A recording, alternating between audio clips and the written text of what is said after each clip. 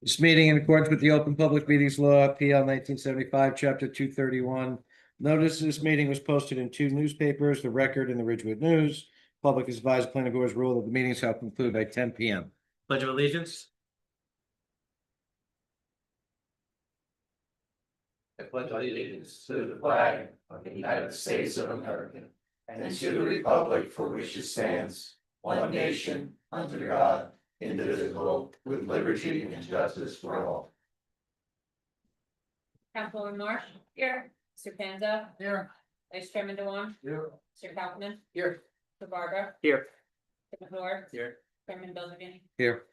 Well, Can we get a motion for the minutes from November 13th, please? Motions. Second. All in favor? Yes. December 2nd? Motions. Second. All in favor? Aye. All right, we have two resolutions tonight from the last meeting. 6 Meadow Lane, it was the egress staircase. Can we get a motion for that, please? Motion. Second. All in favor? Aye. You don't even have to go, right? Okay.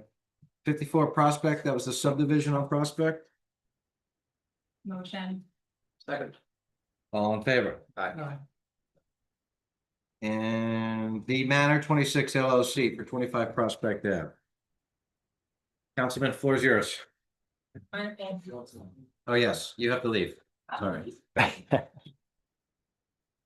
Good evening, Mr. Chairman, members of the board. My name is Michael Piramali, again of the law firm Gashion Pamaco, 1 Boland Drive, Suite 102, Suite 102, West Orange, New Jersey, appearing on behalf of applicant Manor 26 LLC.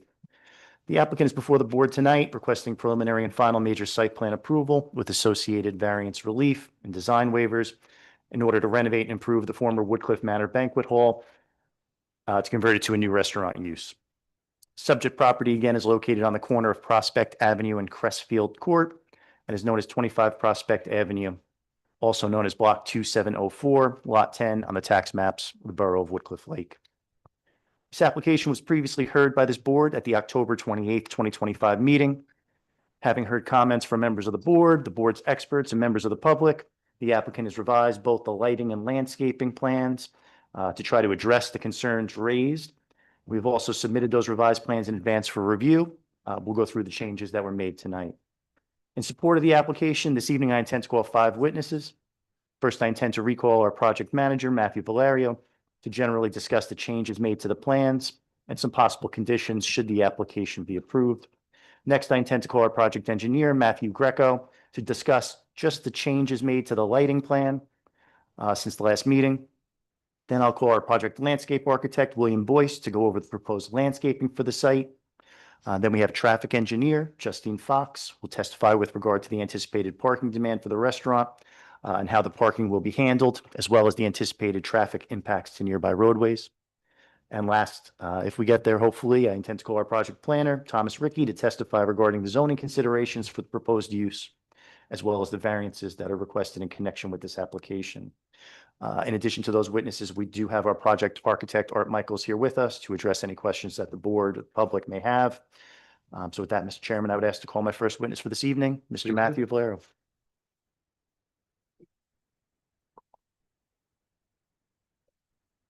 Still sworn in from the last.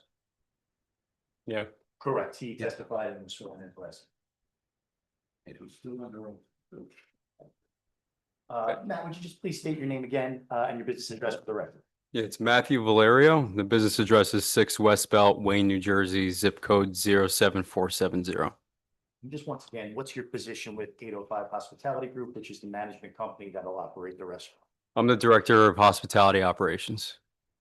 You testified previously before the board at the October 28th, 2025 meeting, but I just wanted to ask you a few more questions to give you a chance to speak to the changes which were made to the plan since the last meeting to try to address some of the concerns raised by members of the board and the public, if that's okay. With regard to the height and the design of the light poles for the parking area and the concerns regarding potential light spillage onto the neighboring properties, what's been done to address these concerns? So we've reduced the height of the light poles as well as chose a more decorative style of light fixture. We've also prepared a revised lighting plan with photometric data showing the illumination levels within the parking lot and at the property line. And when do you propose that the lights will be turned off after hours? So we're intending to turn the lights off at least 1 hour after closing, just to allow employees to safely get to their cars and go home. But we'll work with the police department if they determine they want to have some additional lighting for safety reasons. And you'd accept a condition that, we'll submit a plan to the police department for their review and approval. Absolutely. How about the additional landscaping provided to screen the restaurant and the parking lot from the neighboring properties? We heard some comments from members of the public requesting some additional landscaping. Were we able to add that additional landscaping to the plans? Yeah, so we've worked with our landscape engineer on this, and we've added additional evergreen screening along Crestfield Court, as well as other areas of the site to try to provide year-round screening for the neighboring properties. And lastly, the board members had requested some more specific information regarding the prior use of the Woodcliff Manor banquet hall. Specifically, the occupancy of the prior restaurant. Were we able to obtain that information? Yeah, so we submitted an Oprah request with the township, and among the information we received was the prior permitted occupancy for the previous operator. The information indicated that they operated with 325 total seats, 250 on the main level, and then 75 seats in the basement level. Our proposal, obviously, we've increased the parking, the number of parking spaces, so we believe that with that being said, it should support our proposed use. Mr. Chair, I have no further questions. Any board members have any questions for this witness? I do. What is your occupancy now with the new use? We're proposing 343 seats, 56 of which are on the patio, so it'll be seasonal.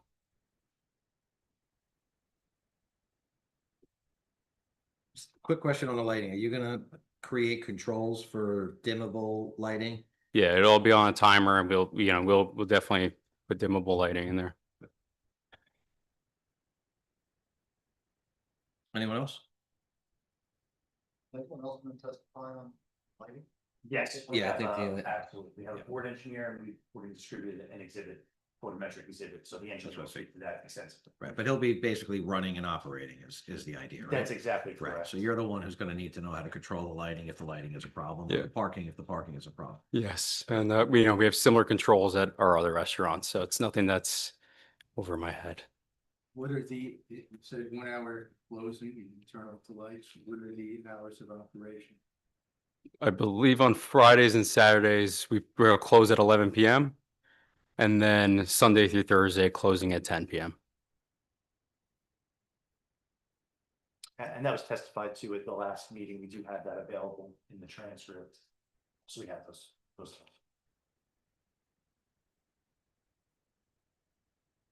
All right, can we, David, you have anything before I forget? I don't want to forget you again. You got mail last time. I don't have questions, I have some comments, but I'll wait for later. If you want me to make them. If they're directed towards Matthew, he's gonna be operating the restaurant, then The one condition that the board just does look favorably on this with the lighting, I'd recommend as a condition that after 6 months, the board engineer goes out and checks the lights. And if any adjustments need to be made, unless there's calls in prior to that. Right. That the applicant would be bound to make those changes. Yep. So that we get a time that the public can experience it. right, to see how it's operating. That's Matthew, do any you agree with problems that? with that? None whatsoever. Yeah, that's completely reasonable. And the only other thing, and I'll just throw it in since you mentioned the landscaping, the proposed evergreens are in the right of way. So, So we need municipal approval for that, or is that county? no, I think, no, that's That's just. municipal road, right? Municipal road, what I would do is I'd put again, I'd recommend a condition, if you look unfavorably, that the maintenance of those trees are bound up to the applicant or to the owner of the property. Again, Yeah, completely you can tell reasonable. about it, You'll be acceptable with it. 100%.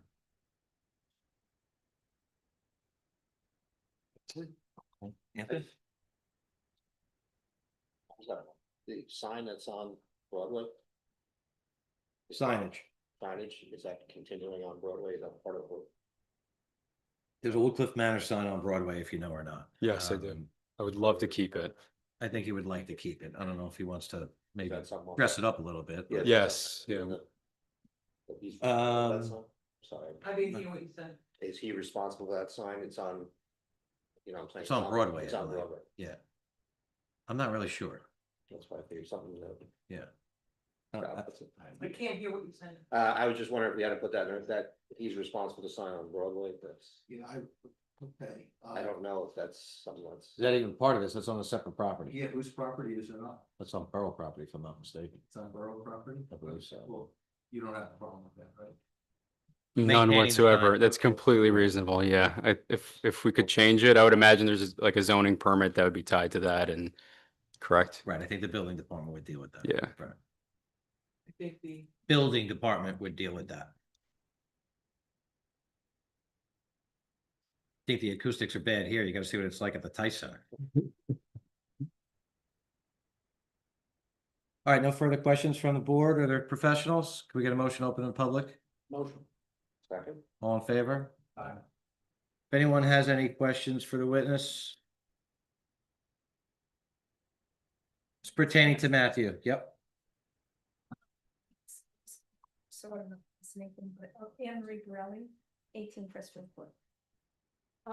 Okay, so you talked about reducing the height of the lights in the parking lot to, it was originally what, 20 feet? Yes. And what are you reducing it to? Believe it's 18 or 14, but we'll cover that in testimony. 16. And so the lights on the weekends are gonna be turned off at midnight? That's the current plan. Unless the police department requires some sort of safety lighting. Because in the weeknights, it would be 11 o'clock, right? Okay, now about the parking, did you say that you have enough parking in the parking lot for your occupancy? Did you say that? Did I hear that correctly? Yeah, we've added significantly more parking than what the previous operator was utilizing based on, you know, what their permitted occupancy level was versus what we're asking for. So will your capacity in the parking lot be sufficient? I believe so, yes. And if it's not, We're going to. you'll take that, okay. We'll have a traffic No, engineer in a there's bit. somebody else who's gonna testify on the specifics. So we'll get into that with the experts. He was just going to give an introduction to what So I changes. can, I'll were made. table my question for those. Yeah. All right, thank Very you, good. thank Okay, you. no problem. Thank you. Any other members of the public? Come on up, sir. Hi, my name is Drew Losak, 2 Crestfield Court. Hello, Hi, Joe. hi. I like food and I go to all the restaurants around here. And I would like you to succeed. There's the formal, what's happening here, and then there's the informal, and I would like to encourage. And we had this with the previous restaurant, that when something happened, he would make a phone call, reach out, or if I had a problem, somebody shooting firecrackers in the parking lot. I wouldn't have to call the police, I'd make a phone call, or if something happened, we lost the customer. Yeah. If you Understood. could sort of reach out, because I think one of the things that surprised me from the beginning of your opening is that there was no contact, there was no asking opinions, how do you think this will work, will this? Some of this we can do outside, some of this we could do in here, but I'm wondering if we would be able to have that kind of relationship. 100%. We plan to be fantastic neighbors. We plan to improve the neighborhood. So, you know, after this, I can more than happy to share contact information, get your contact information that goes for all the neighbors that are here tonight. Okay, that's great. Yeah. So I guess the first sensitivity, I just want to tell you that I'm having, when the Blue Moon closed, they actually called me to tell me they were closing. I mean, I had a relationship with them. Yeah. To that extent. So what I would like is not just the dialogue that we're gonna have, but the sensitivity that the parking, no matter what you say, is greatly increasing, the lighting is greatly increasing, the amount of people who's gonna be. And please work with us. 100%. It's changing the community so much, all areas so much. Hmm. And we want to succeed, because if you succeed, we all do well. Yeah. Okay. Completely understand. Thank you very much for your comment. Any other members of the public? Motion to close to the public. Second. All in favor? Aye. Aye. Thank you. Thank you very much, Bert. Thank you. Mr. Chairman, I'd like to call my second witness for this evening, our project engineer, Matthew Greco. Again, still in the room. Yes. Mr. Princiata, he was also qualified at the last meeting, so he's still qualified. We'll allow him to testify without being sworn or. Unless anybody has any questions. He was qualified last time, he's qualified this time, unless your license expired between them. License is still good. Okay, then we're good. Thank you, Mr. Good Mr. question.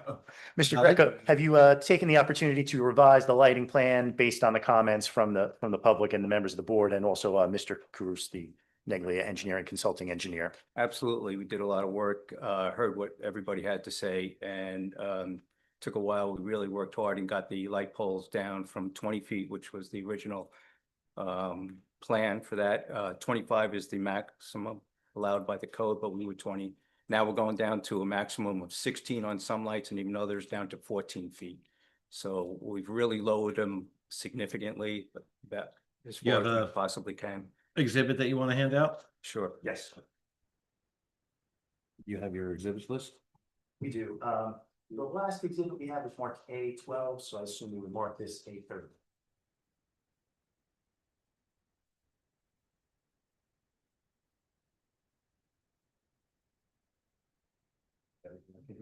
Yep. We're gonna share them too, so that one. If you have any Just for extras, your extras. Caramelli, just We have plenty of this. hand them out to the residents, please. Ms. March, if you could take those and hand them out to the residents, that'd be great. Left a stack. Thank you. I got one. Mr. Greco, what would we title this exhibit? This is still the landscape and lighting plan. This last revised, oh my goodness.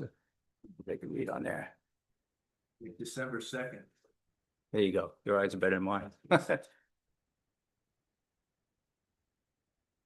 LA-1.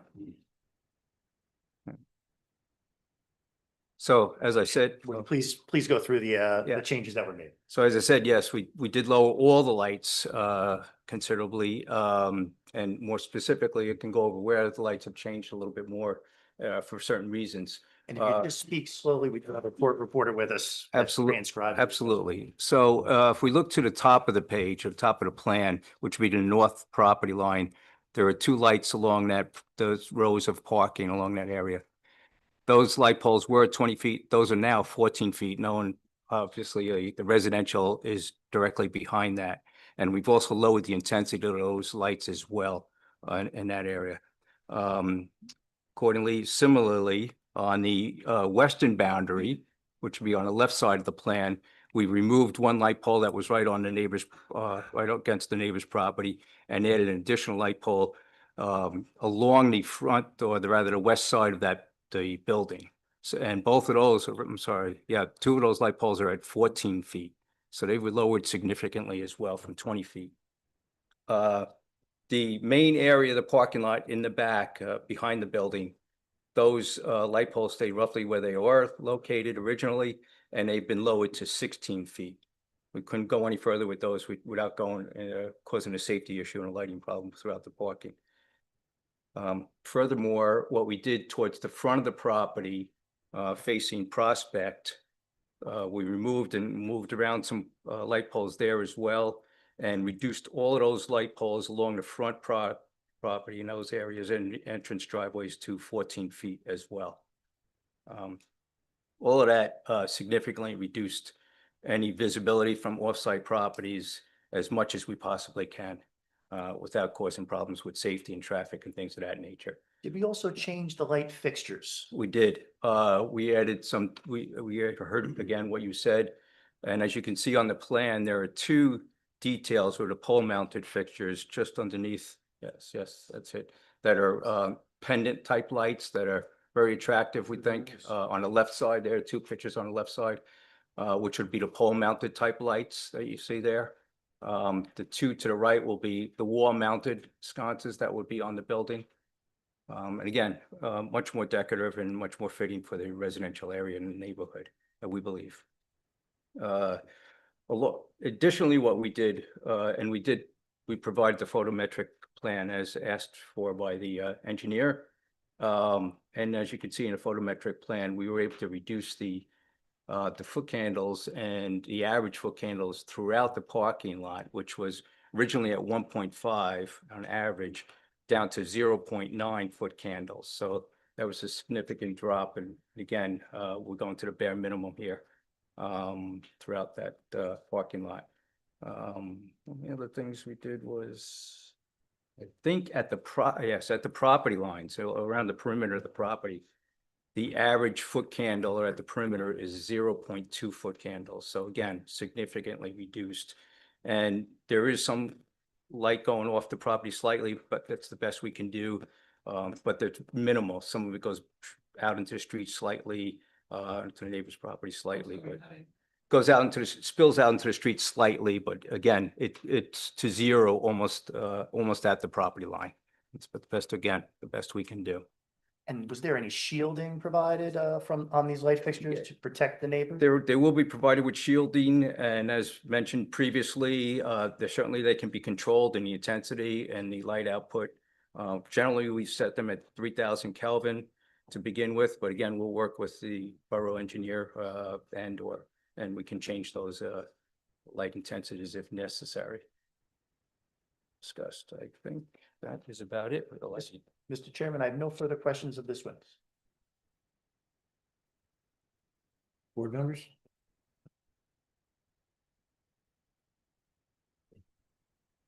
Anthony?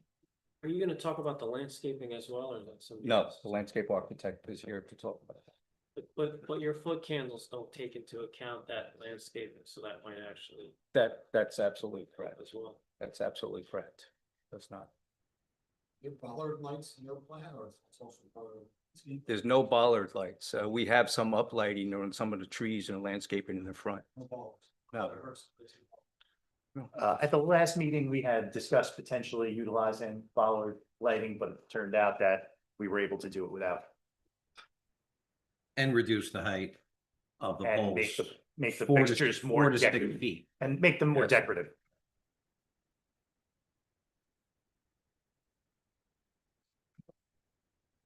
Just for the public's edification, could you tell us the number of 16-foot high poles and the number of 14? Yes, absolutely. I think it's just the 2 in the rear of the parking lot, is that right? I think there's 4. We have, I think it's 5 at 16 foot in the main part of the parking lot behind the building. And then I believe there's 9 at 14 feet. Okay, so the Yeah. two on the island in the rear, and then the 3 closer to the building. Correct. 16s? Where the handicap parking Uh-huh. is correct in that area. Those are all 16s. And then And the then remainder of them. are 14 foot. Yeah. There are some wall mounted ones that are 12 and less than that.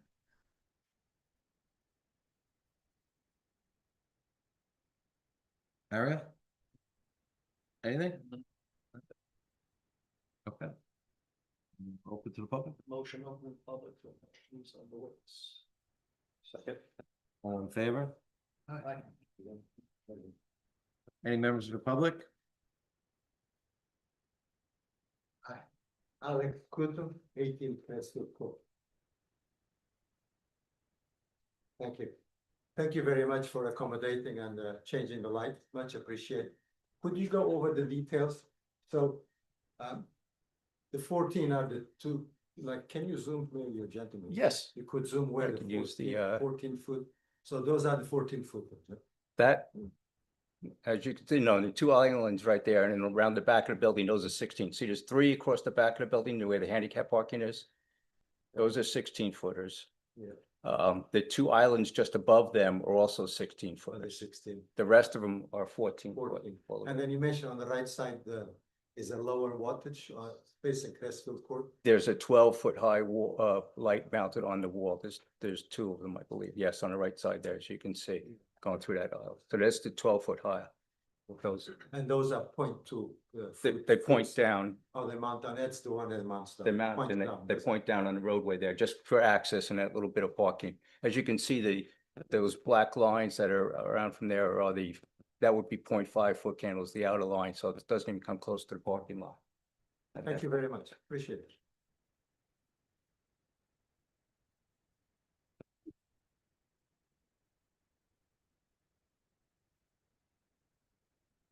Really? Right, you mean 16, you said there's 16 foot? Yes, And what's the radius of the light? Like how far will it shine out? how far will it shine out?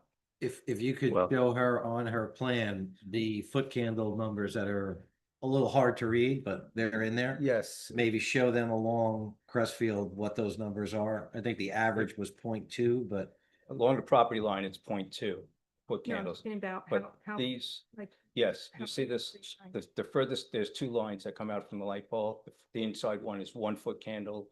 The outer one is 0.5 foot candles. Okay, so so that's it, that's how much. That's the how far that shine. brightness shines through, but there is light that extends beyond that slightly. But the foot candles drop off, the brightness drops off significantly as you move further away from the light pole. Is that like, from the street here, so the houses that are here, will they see the bulb? or There'll be shielding put on those to try to prevent that from being visible to Is it- any of the outside Try, shields that will be there to prevent that. And again, it will be reviewed by the borough engineer and the police department and whomever from the borough so there's can no. adjust those things. They They can can adjust be all adjusted. That's correct. Okay. Question, what is this, is these all bushes or? Those are all landscaping. Those are all trees that are being planted to shield that. And a landscape architect will talk about that, but to significantly screen the whole property. from- Is that inside the fence or out? It's inside the fence, right? That's outside the fence. That's outside the fence. Yes, Is there gonna be any lighting along No. inside there? So No. no lighting? no in that lighting landscape? whatsoever along those. Okay, and no lighting like on I'm top of sorry. the fence? Can you speak? No lighting whatsoever along the landscaping on the right of way. Or on top of the fence. Not on top of the fence? No. All right, okay. All right, thank you very much. Yep. Thank you.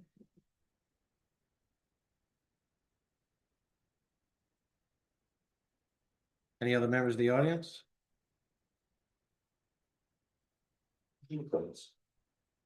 Second. All in favor? Thank you, Mr. Greco.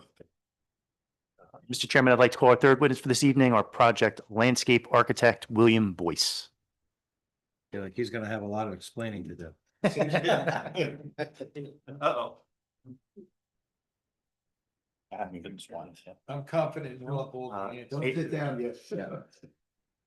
You swear to tell the truth, nothing but the truth, so help you God. Yes. Can you state your full name, spell your last name, and give us your business address? Yes, William Boyce, Boyce, business address 180 Old Tappan Road, Old Tappan. Experience is I graduated with a degree in landscape architecture in 1994, and I've been licensed for roughly 30 years. And I've appeared in many neighboring towns And been accepted as an expert witness on each and every occasion. and been accepted as a witness in every occasion. Your license, your New Jersey landscape architect's license is current. Yes, as well as New York. Mr. Chairman, I would. Be accepted as a witness, thank you. Thank you, Mr. Chairman. Mr. Boyce, you've taken an opportunity to prepare the landscaping plan. I know we didn't speak, you didn't get a chance to testify at the last meeting, but this landscaping plan is revised from what we previously submitted. Is that correct? That is correct. And would you go through your landscaping plan and particularly focus on the revisions that were made based on the comments of the public and trying to screen the lighting, et cetera, et cetera? Sure, I'd be happy to. I would describe this landscaping plan as very robust. There are some trees that need to be removed in order to create the necessary parking, circulation pattern. I'll go over that first. That's kind of ripping the Band-Aid off. Mr. Princiato, it's gonna be A14, correct? This is the landscaping and lighting plan, last revised 12/2/2025, colorized. Okay, name is 813. Correct. I'm just referring to this plan that I'm holding, which is the same as the one on the screen because it's easier for me to see. So we're removing 4 6-inch to 12-inch trees, 1 12-inch to 18-inch tree, 1 18-inch to 24-inch tree, and 5 24-inch or greater trees. That's the real shame there. The replacement quantity requires us to replace 6, 9, 24 trees. We're installing as replacement deciduous trees, which is what we're removing. We're replacing those with 36 trees, whereas 24 are required. We're installing 115 evergreen trees, principally along the perimeters. So now, if I take one perimeter at a time, starting with the western property line, you'll see that there is a hedge of 46 green giant arborvitaes. We intend to plant those at a height of 7 to 8 feet. That's quite a few. Those can be hedged. They can be kept somewhat dense in nature. They're deer resistant. They're a good choice for a narrow strip that we have there. As of right now, deer generally do not eat them. If that becomes yes, they will eat everything if hungry enough. If that becomes an issue, the applicant's willing to spray them to retard that. You'll have irrigation, I presume, throughout. All the plants will be irrigated. That line will be drip irrigated because it's a compressed narrow zone. Each zone will be specifically tailored to the types of plants, and we wouldn't be mixing lawn zones with planting zones for optimal growth and success. The northern property line, we're very sensitive to that. I heard testimony that there's a bedroom window facing that back edge of what will be our parking lot at the last meeting. There are, in that area there, we're taking out 5 large mature trees, unfortunately. The good news is that we're keeping, I think, 4 in that area. We're able to keep 4, but we're installing 46. Now, the species that we're planting in there include both deciduous and evergreen. There are Cryptomeria japonicas, more green giants, some American hollies, all of which are, again, deer resistant, will grow quickly. They will do fantastic as screening material for that spot. What do you think the rough mature height would be of that area once fully matured after 3 to 5 years? Sure. So we have that on our table, our plant schedule. It's very small. It is very small, hence I'm holding it in my hands. The mature height will be 40 to 60 feet for the green giants, 40 to 50 feet for the American holly, 50 to 70 feet for the Cryptomeria, although that's a little exaggerated. But nonetheless, significantly taller than the lights that we're proposing in the parking lot. I think that's pretty important. Would you be able to say within 3 to 5 years they'll be at that height? That's pretty aggressive. Oh, no, that's very aggressive. Right. They'll grow about 1 foot to 1.5 feet a year. So So they're within being planted at 7 to 8 feet, I would say they'll be 12 feet within 4 years. okay. That's I think what we were looking at. I think Okay. that's pretty good. Crestfield Court there. So there's currently like 3 decent deciduous trees in that long hedgerow. We're intending to keep those and then underplant them with more evergreen trees, the same as which I explained before, the American holly, some Cryptomeria japonicas, some green giant arborvitaes. To accomplish that, we're looking to take out some small hemlock trees. They're not small. They have canopy, a marginal canopy. Hemlocks are also infected with woolly agelid around here. They're not a great dense screen. What we're proposing will be much more dense ultimately, and they're plants that we can shear and keep compact. Upon a little bit additional review of the plan, there are 5 American hollies towards the back corner. While I love those for their screening, I think I would put them on the other side of the fence in lieu of something a little more fastigiate or narrow in that spot. So I'd like to make that sub on my plan in the near future. Along the frontage, this is pretty interesting. We kept some very tall spruce in the lower southwest corner. Now, I heard testimony that the building is pretty high, the spruce should kind of visually buffer that height and balance them. Imagine if the building was high and we removed all the tall trees, that'd be a no-no. So we kept those up high and then we're underplanting them with trees that'll, reach up into that canopy in time. So I think the initial impression by passersby will be, wow, you guys kept some of the existing plant material, you were sensitive to that, and that's our principal aim. In addition, in that area, so there's about 6 trees coming out. There's 10 that we're keeping, and there's 18 new ones going in. And I would argue that some of the crepe myrtles that we're planting surrounding the terrace at first will appear small, but within 3 years, they're going to explode, and we may want to take 2 or 3 out, as I had to at my own house when my wife told me we can't see the house anymore. But for now, I transplanted them to a friend. So for now, I think it needs that plant material just to soften it, but in time, I'd like to thin it, which speaks to the long-term maintenance, which we would anticipate being part of on a 2-year annual basis, going through and making sure all the evergreens are performing well. There's also a maintenance guarantee for installation for 2 years.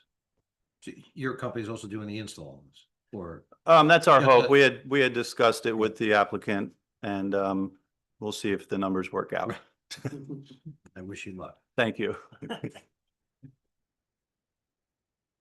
Mr. Chairman, I have no further affirmative questions. Thank you very much for your testimony. I'm gonna lean on you a little bit for this. I don't know what he was saying with those plants and stuff, that they're the right ones. I think he's done a really great job. I have absolutely no comments or questions. That's a good sign for you. I will, thank you. I do have one question. What's the life expectancy on a green giant? Long time, because they go, you said almost 30 feet, something like that? Yeah, I have not seen one die. I mean, other than initially upon planting. Poorly planted. They haven't expired around here yet, so I'd recommend watching them, pruning them, otherwise they can get. They can get out of control. Yeah. So to the owner, you want a good maintenance program. yeah. Great buffer, but if you let it get out of control. You just have to redo it. Yeah, exactly. Once you top them, they stop growing. Oh, no. Height-wise? They'll just keep trying. What? They'll keep trying to grow once you top them, but once they hit the optimal height, which I imagine would be consistent with blocking the view of the lights from the neighbors, and we can still reach them. We can put a tripod ladder in there where an orchard ladder goes into it, and we can keep them level. I think that's our best bet and you could even make it a condition of approval where we try to maintain them at 14 feet or something of that nature. And then horizontally, I've seen them 6, 7, 8 feet wide at maturity, maybe not wider than 8 feet, but that then would encroach a bit on the road, only giving the snow plowers about 3 feet of snow once they angle the blade towards the curb, and I don't want to see the understory get destroyed. So if we kept them about, less than 6 feet wide, I think that would be ideal. Are you planting them with that intent, meaning that you're spacing them on the initial planting to be 12 feet apart from each other? No, They're gonna be. they're tight. about 6 feet or so apart, and Okay. it's a staggered kind of It's gonna naturalistic. grow into each other and almost become a straight giant hedge. That's Is- the intent. Is the intent. Yeah, the intent, and also we mix the different textures of foliage. Should one die, we can put another one in, and it won't affect the aesthetic. If we had just a monoculture and one dies, then it'd be a Right. mess. That was the other 2 types of plants that you mixed in there. Yes. Question, Mr. Trost, do you have a recommendation with regard to a maintenance height? I mean, should you let these things grow 30 feet or? No, keep them at I 14? would agree with the testimony provided. You want to keep them at no greater than 14 to 16 feet. And After that, they're out of reach. yes. Right. I have some arborvitae that got out of control. Actually, I had to hire somebody the first time to trim. Right. I was not very happy back then. Now that I'm getting too old to be climbing ladders. Stay off the ladders. besides Yes. those. Okay, can we open to the public if we don't have any other questions for us? Someone? Mr. Panzo, can we get a motion open in public? Okay. Ariel, second. All in favor? Anyone from the public have any questions for the landscape architecture?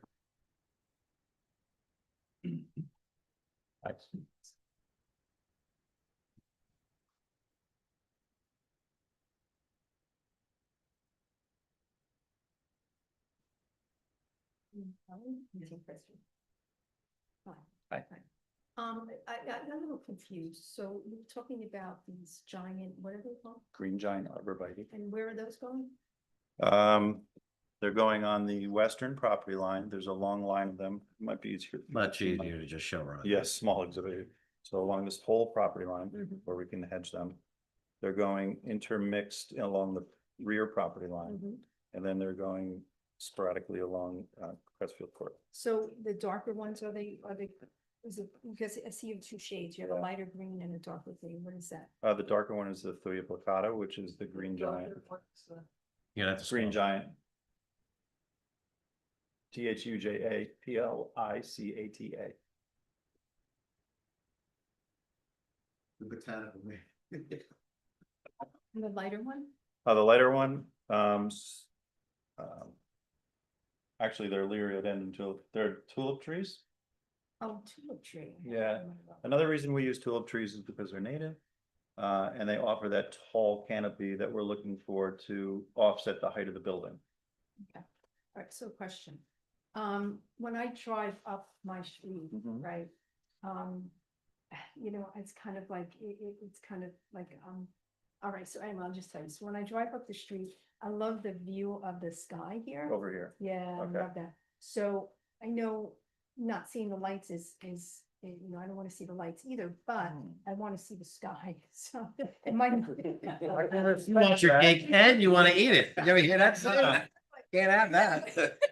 Well, Exactly.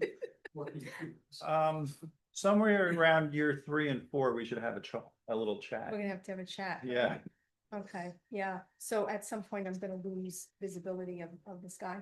Well, as we've discussed. I mean, we the want- sky will always be visible. No, yeah, but. Just have to but look up for it. Your angle will. you have to look way up, yeah, exactly. So we're proposing to keep them hedged at a height of about 3 feet above the window in the chambers here. So if you're driving by and you're on this side of the road, you might still see some sky. We could see if the homes directly across the street, if by softening the buffer along Crestfield doesn't impact the homes across the street, we may leave some viewports of the sky. Oh, that would be. Just for you. Thank you. You're welcome. Thank you. You're welcome. Now, you gotta be careful, shouldn't be looking other than. She'll be. She meant when she was walking the dog. Yes.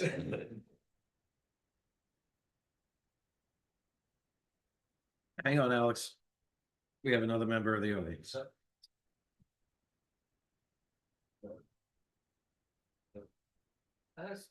You got blood.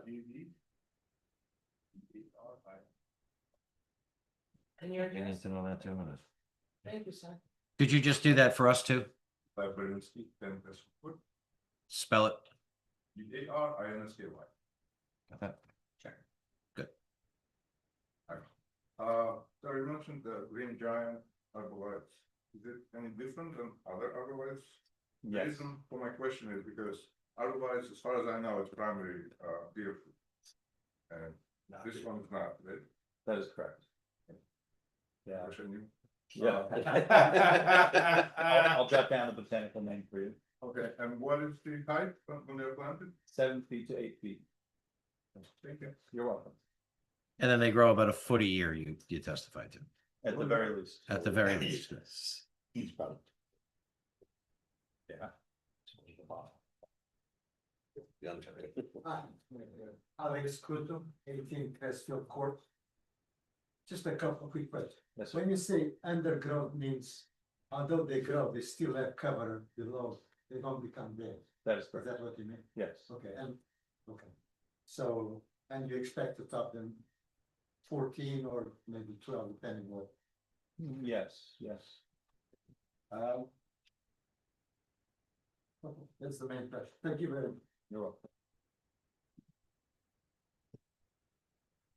Any other members of the audience?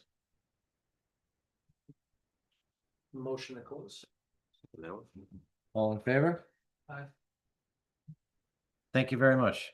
Good testimony. Thank you. Thank you. The fact that Mr. Trost had no comments was Yeah. shocking. That's, Mr. Chairman, I'd like to call our next witness, our traffic engineer, Justine Fox.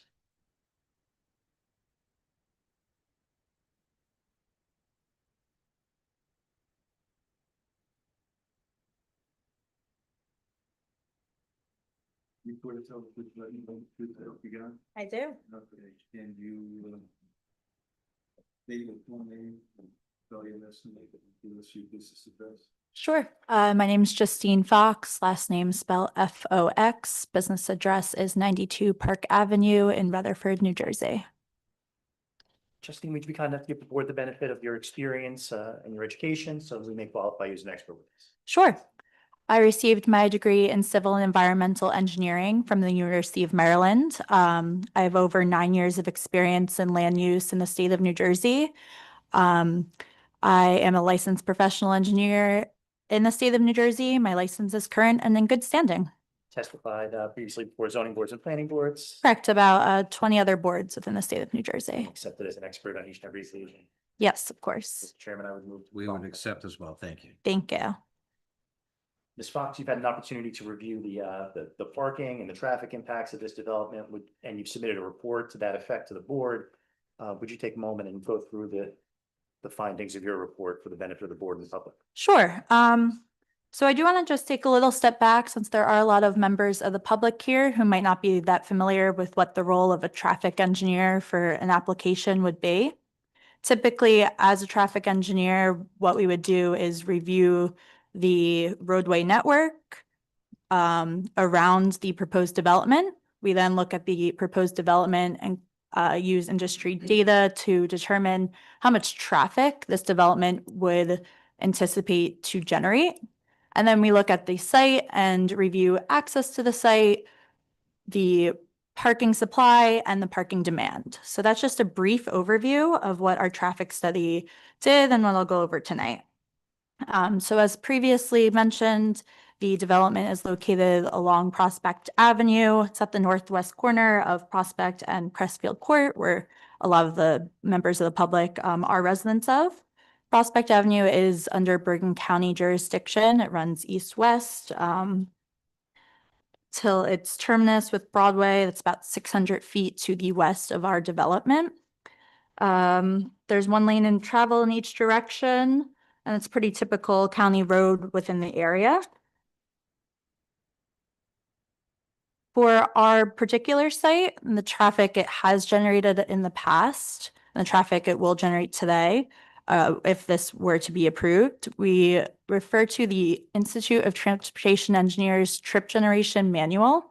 What the manual does is it studies hundreds of different land uses and uses criteria and data to determine, based typically on the size, whether that's by seats or square footage, how much traffic in and out of a development is anticipated. The way a traffic is measured here, think of it as almost a line over the driveways of the development, and every time a vehicle crosses that line, it's counted as a trip. So one vehicle coming in is one trip. Say someone was getting dropped off to the proposed restaurant. That vehicle comes in, passengers get out, and then they leave. That one vehicle would count as two separate trips into and out of the development. For the comparison of what the previous banquet use was, we referred to DOT land uses for a banquet hall. And for this assumption, we did, for this analysis, we did assume about a 250 seat banquet hall. However, as we found out, that banquet hall was even a little bit larger with 325 seats at its maximum capacity. We compared that banquet, the trips generated by a 250 seat banquet hall, to a proposed what's in the industry called a fine dining restaurant. And we specifically looked at the square footages of the areas of all three floors where customers could be congregating. That included both the bar and private dining space in the basement, as well as the full dining area of the main floor and that top upper level where it's not anticipated there'd be much food. So really our trip generation for this analysis was an overestimate of what we would anticipate for the development, because we did kind of inflate that square footage just to include all the areas of the restaurant that could be occupied. Based on that analysis,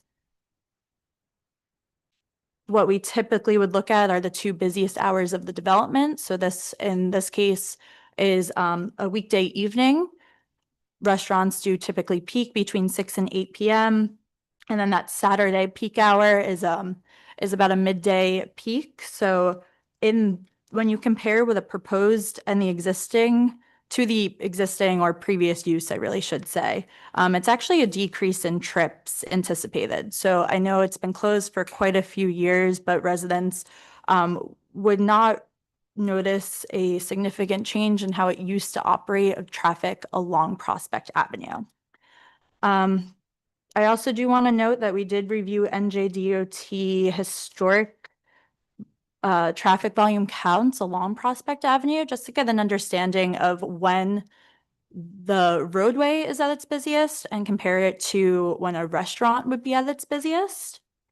Based on data, almost every day, there's a week of data collected along Prospect Avenue, and almost every single day, that busiest hour was 5 p.m.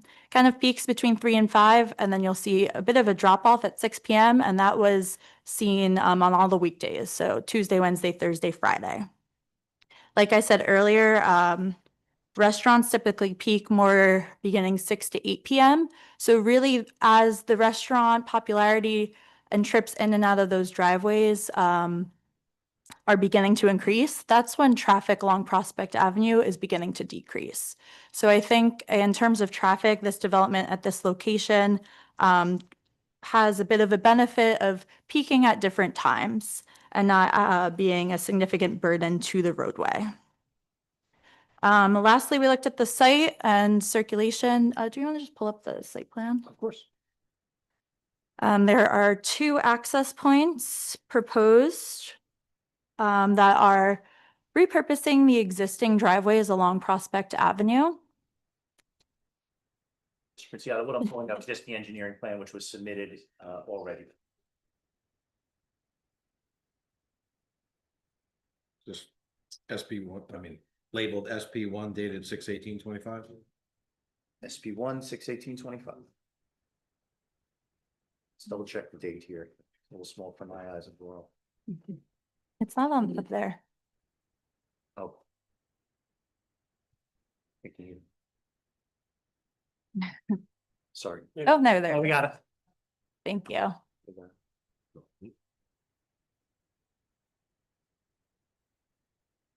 Date 6/18/25, but this sorry, this is the most recent version. Let me pull the prior one. 6/18/20. Sorry about that. This was revised to 12/2/25. That it's not been submitted. That was just for the landscaping plan. So we just provided a copy, 20 copies of the landscaping plan that was revised through that date. But the remainder of the engineering sheets were not, we did not submit revised plans. So I think I have your revised plan, because Yeah, it says, there's one revision on it that I didn't see. but it says modify outdoor lighting layout. correct. That's the only revision. Oh, gotcha. Sorry. So you want We're looking at the same thing. Yeah, we have the same thing. This is not, has not. Sorry, did not mean to derail that. So as mentioned, there's 2 access points along Prospect Avenue. Previously, there were also 2 access points. They were not necessarily marked of which one's an ingress or egress, but here proposed today on that westerly driveway, that is a full movement driveway, clearly marked out that way. And then same on that easterly driveway, that's going to be an ingress only driveway. And for customers, that's going to lead to the valet parking area for nights when valet is provided, right at that new main entrance provided to the in the rear of the property, or sorry, the rear of the building. It's basically the middle of the property there. In general, this is an improvement from what was previously there, just based on the markage, the markings of the ingress egress, just really defining entrance points, I think clears up a lot of confusion for customers visiting the restaurant for the first time. And especially those widening that westerly driveway provides the proper space to allow two-way movement in and out of that driveway. For driveways like this, we do just review the site distance along Prospect Avenue, and that meets all the county requirements of site distance when making either a left or right turn. So driveways, again, this is a safe condition for anyone accessing the site. Now, reviewing the circulation, there are 24-foot wide two-way drive aisles along the 24-foot wide two-way drive aisles across the whole site for when customers would be pulling in and parking. However, parking is a big concern here. So we did review what the valet operations for this development would look like. Now, there's a few different ways to review parking in terms of a traffic perspective. You first want to look at parking on, is it meeting the ordinance of the town, but also look at, is the supply meeting what the industry standard determines a development like this would generate in terms of its peak parking demand. So when looking at our parking requirement, we did include, again, every single seat in this restaurant, which is within the industry not the typical way to go about how you would calculate the parking requirement for a restaurant. Typically, you would not always include the outdoor spaces, as they're not always able to use. They're very weather dependent. And also, we did count all of those lounge kind of bar spaces as dining spaces, where really, if within the industry, a lounge drinking establishment does have a bit of a different parking demand than a typical dining seat, just based on the nature of the different uses. So our parking requirement of 202 spaces really inflated what the actual parking demand of a restaurant of this size would be. So when looking at the 196 actual dining seats on site, if you compare it to the parking requirement, that's a parking demand of parking requirement of 128 spaces, and we are providing 124 marked spaces on site. However, with that valet operation, you're able to utilize spaces on site that are not just the marked spaces. So you have 124 marked spaces for the times that the restaurant is not busy peaking, where if everyone is parking themselves. But again, with that valet operation, there are over 40 spaces on site that you can use with that valet. Those big wide drive aisles can be used for additional parking spaces when you have the valet, when all the keys are available. So that's just something to keep in mind, that although there's 124 marked spaces, the site really can accommodate up to 160 vehicles on site without a problem. So we did look at the ITE, again, that's the Institute of Transportation Engineers, this time their parking calculations. And we looked at the square footage of the site. And again, we used that large number that included all of the dining spaces, all of the private dining spaces, all the lounge areas, pretty much anywhere where someone could sit, we included, and determined that the peak parking is about 150 vehicles. So that's assuming, every single space is being used as a restaurant per ITE standards. The space on the site available would meet that anticipated peak parking demand.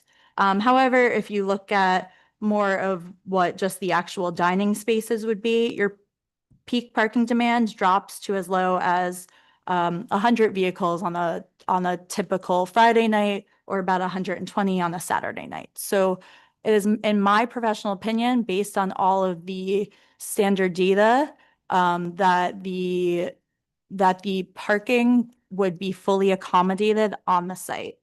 I also do want to mention that ITE data was collected between 1994 and 2019.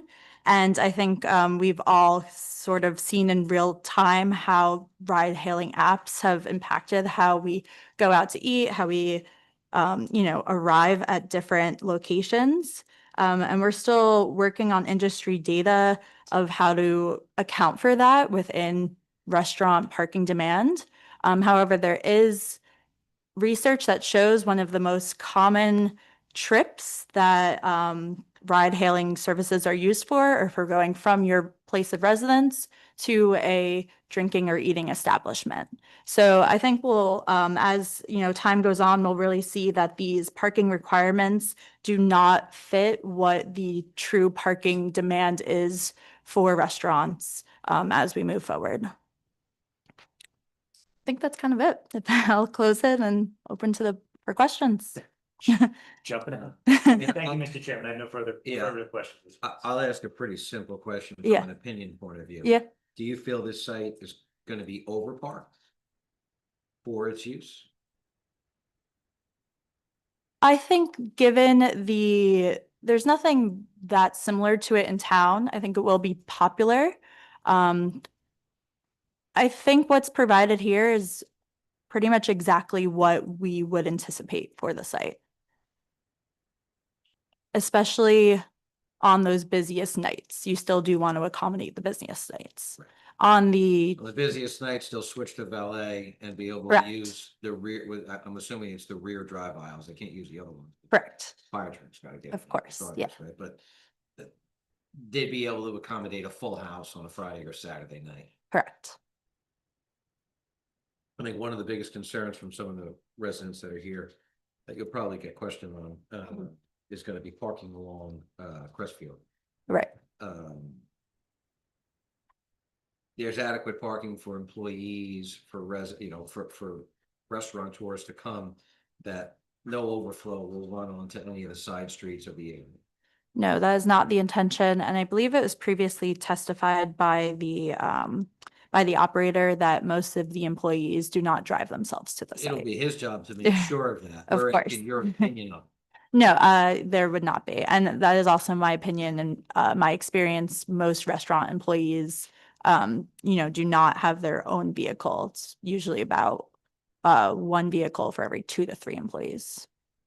And then from a ordinance point of view, our ordinance, I think, is probably a little more restricted than some with regards to Yes. parking per seat or seats per parking.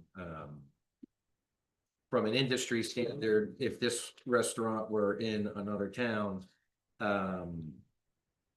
what would be the typical Yeah. parking ratio? I did just review some adjacent towns. I looked at the parking requirement for Hillsdale, which is 1 space per every 4 seat, plus 1 space for every 2 employees. So your parking requirement is 1 per every 2 seat and then 1 per every employee. So if And this restaurant were in that town, they would not have a parking variance. they would not need a parking. Correct. And I also looked at Westwood, same thing. Both towns with a lot of restaurants. We don't have a lot. That's true. Westwood was the same. Westwood is 1 space per every 3 employees. Sorry, 1 space per every 3 seats. No employee requirement there. Any other board members have any questions? Wyatt area.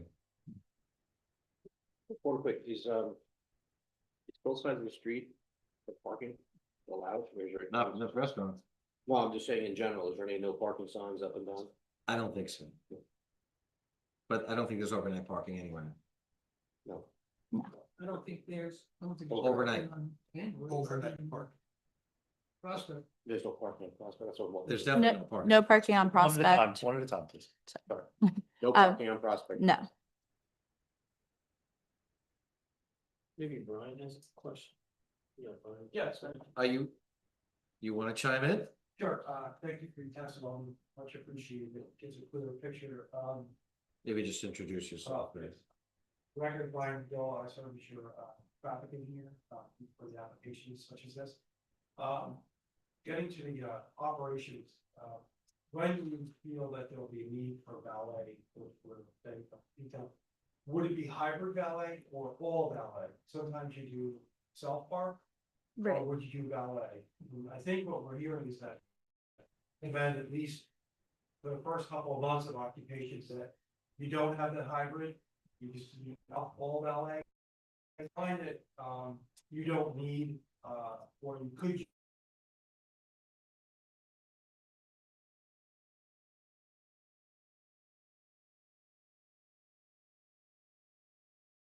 code official to say that our market saturation has hit and we like to do hybrid valet. And sometimes that's more convenient, instead of doing that up for your first couple of months, I think you should do pure valet, so there's no question. And then, do you have any opinion as to where, if you were to use a car service, where that drop off would happen, or that would just like go to the empty spaces? You come in, or there's not any specific accommodation for that. If it is feature of a modern restaurant. That's a good point. There are, again, those two just separate entrances. The one on the east does lead right to the valet, so it may be more beneficial to direct ride shares on to the west, just to kind of separate that out.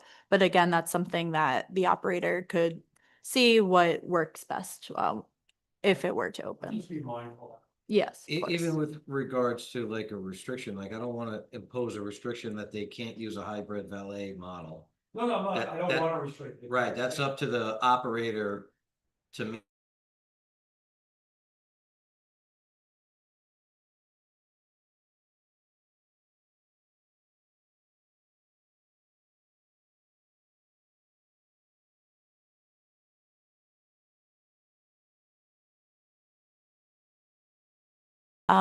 Intersection, if you will, and and the prospect. and Prospect, yeah. So the queue. The queue would, yes, there's sufficient The queuing on 8 site. is on back. No, that would be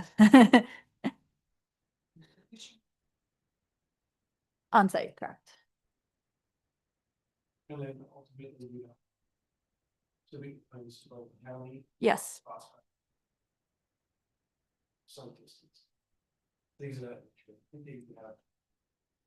Jurisdiction on the drainage of the so a certain percentage of the. If it's a certain percentage. They have if the parking lot will trigger a drainage, an independent drainage as well. And then we would just say that all the internal signage, stop signs are all MUTCD compliant. Most appropriate stop bars as needed. The lighting levels are appropriate for pedestrians within the parking lot. And then getting back to the chairman's, do you prefer that they can go to hybrid from day one and let operations figure it out? I would, I'm okay with that. I'm a fan of letting operations figure it out. I think so. Rather than them having to come before this board again and ask us as a Yes, board understood. what works on their site that they're operating. Knowing that if there are problems in the neighborhood, you're gonna hear it. So those were the questions I had. Thank you.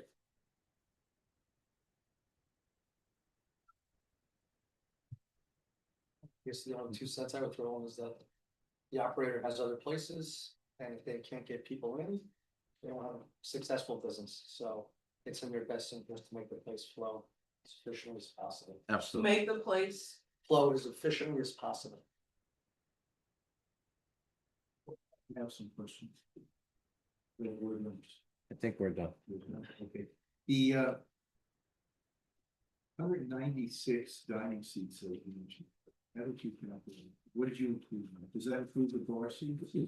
Let me double check. I believe for that, I essentially included everything that is in the dining areas. So it was the main That is the main 136 dining room, not including the bar seats on the main floor, as well as the 60 private dining seats in the basement. The people could eat at the bar. Yes, they could. So Pick up that seat. per ITE, the land use code does say that the other restaurants used in the study may or may not have included establishments that served alcohol or had bars. So for that reason, I really wanted to just focus on the dining seats. Did you,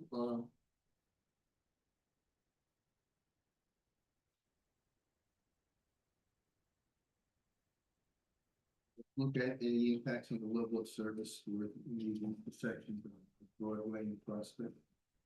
We did not, but that was based on our review of the NJDOT data, which showed that the Prospect Avenue traffic volume really does start to decrease prior to when our development is anticipated to begin to peak, so to speak.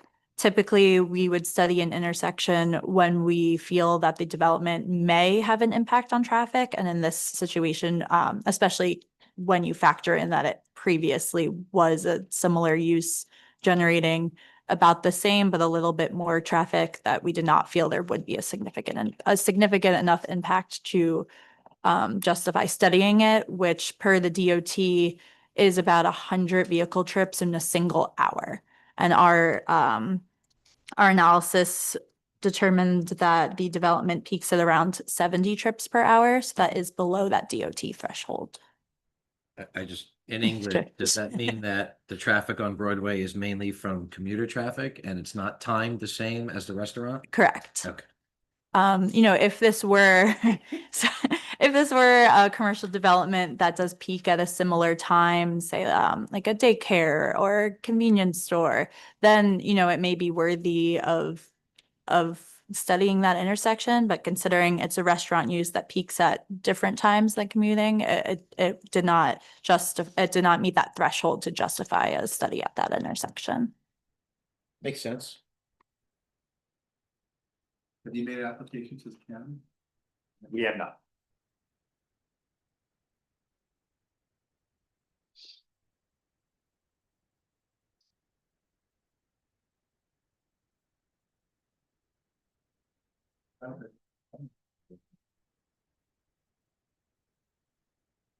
We'll get a motion.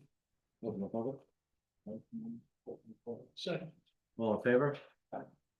Anyone from the public have any question for the traffic engineer? Yeah, I have a couple of questions. I don't know if it applies to the traffic engineer or I need to report direction. Know my name again? I think she's got you. Alex.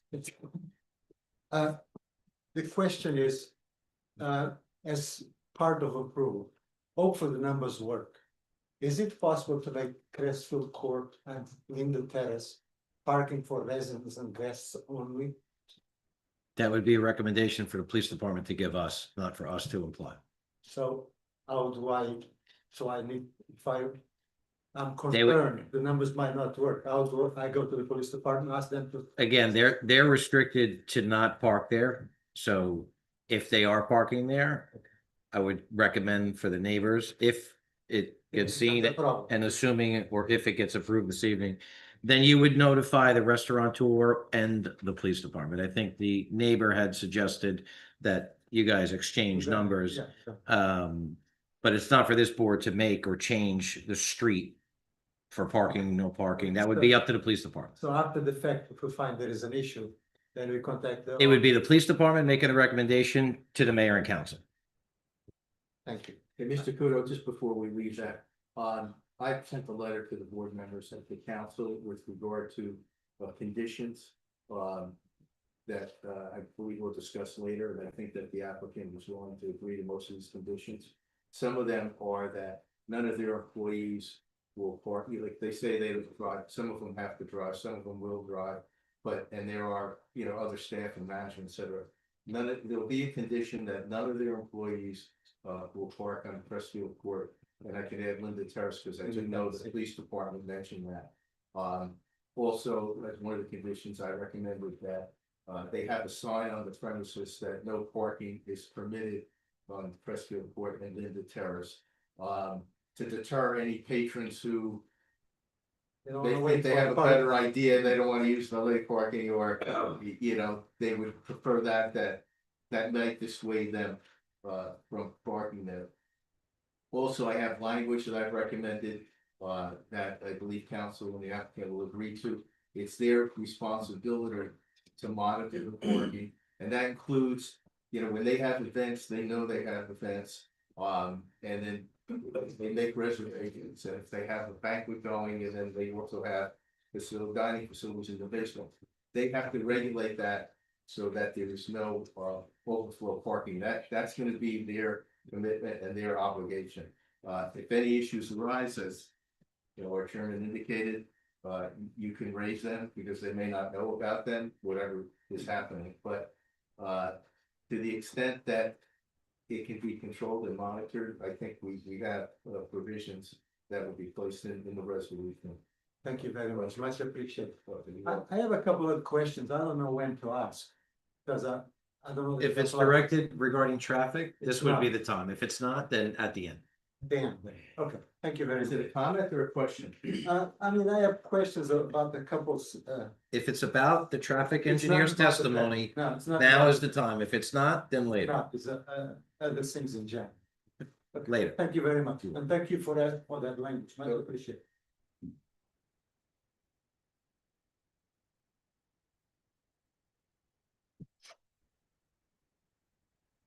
And we really, 18+4. Thank you, Ms. Sarah, for explaining that. I did have a question, but that was very nice that you had those conditions put in place, but I just wanted to I was confused when you said a couple of things, just want to clear it up.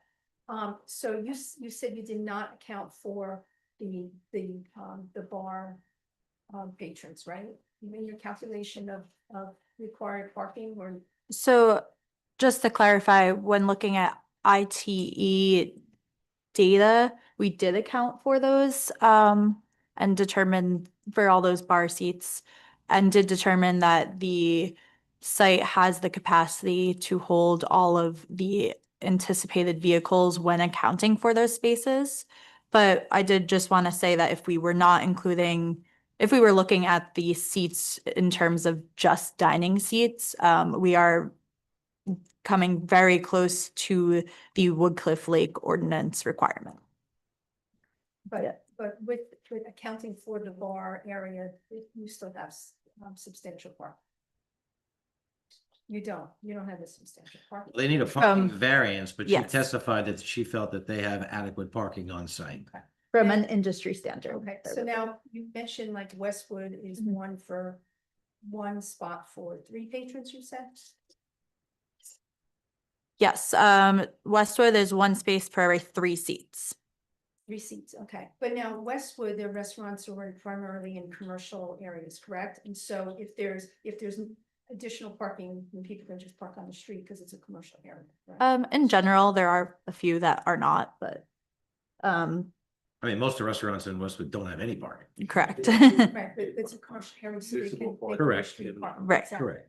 But you know my point, where I'm going. Yeah, no, I'm just saying from from this municipality's point of view, 1 parking space per 2 seats is not the industry standard for a standalone pad restaurant, Okay, but in a residential area, it makes sense. regardless of where it would be. It's fairly restrictive, which forces any restaurant in town to come before us for us to review. For us, we're. To review. Thank you.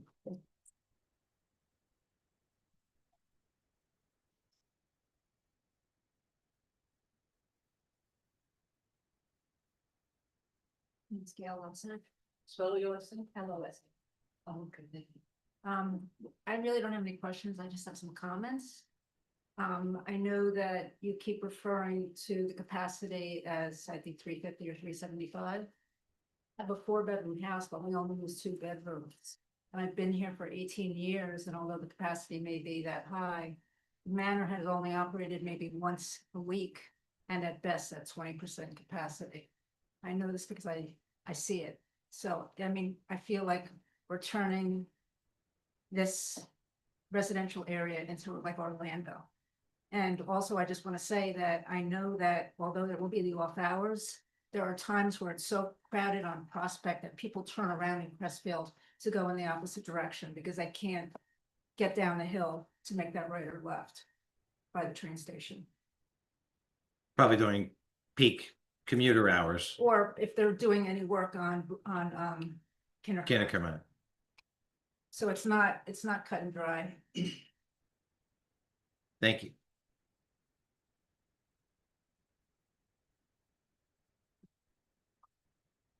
Should we close to the public? I'd like to say something. Okay. Hi, Drew Losack. I'm sorry. Drew D. Okay. So I too have been with her 18 years. And the window, I literally see everything. And it's been fun. I've seen brides get married. It's been a very nice experience. I will tell you that what you described as the traffic pattern is not the traffic pattern that I know and I've watched. I've seen the business when it was doing well, and I've seen it when it wasn't doing well. The numbers we're talking about that I've watched over the years is not the numbers that you're having. That's gonna drastically change the character of that area. Then I know that there's the legal, and then there's what's gonna change the character of the community. We moved to Cliff Lake for a reason, and I would like that community not to have so much traffic and lights and stuff, so those numbers are just a lot larger than we had, and it is gonna change it. So whether it's in regs or whether what the usual and customary is, this is changing. So I just, let's be like real about what the numbers are and how much they're really increasing. It's not going from 200 to 300. It's going from 60 tops once a week to, if we even hit half of that, it's gonna be a lot. I just want to say that. Thank you for your comment.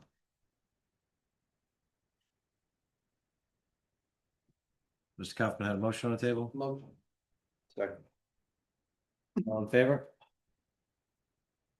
Thank you, Ms. Fox. Thank you. Thank you. Mr. Chairman, I have one more witness for this evening. I'd like to call our professional planner, Thomas Ricky. Star witness. No pressure.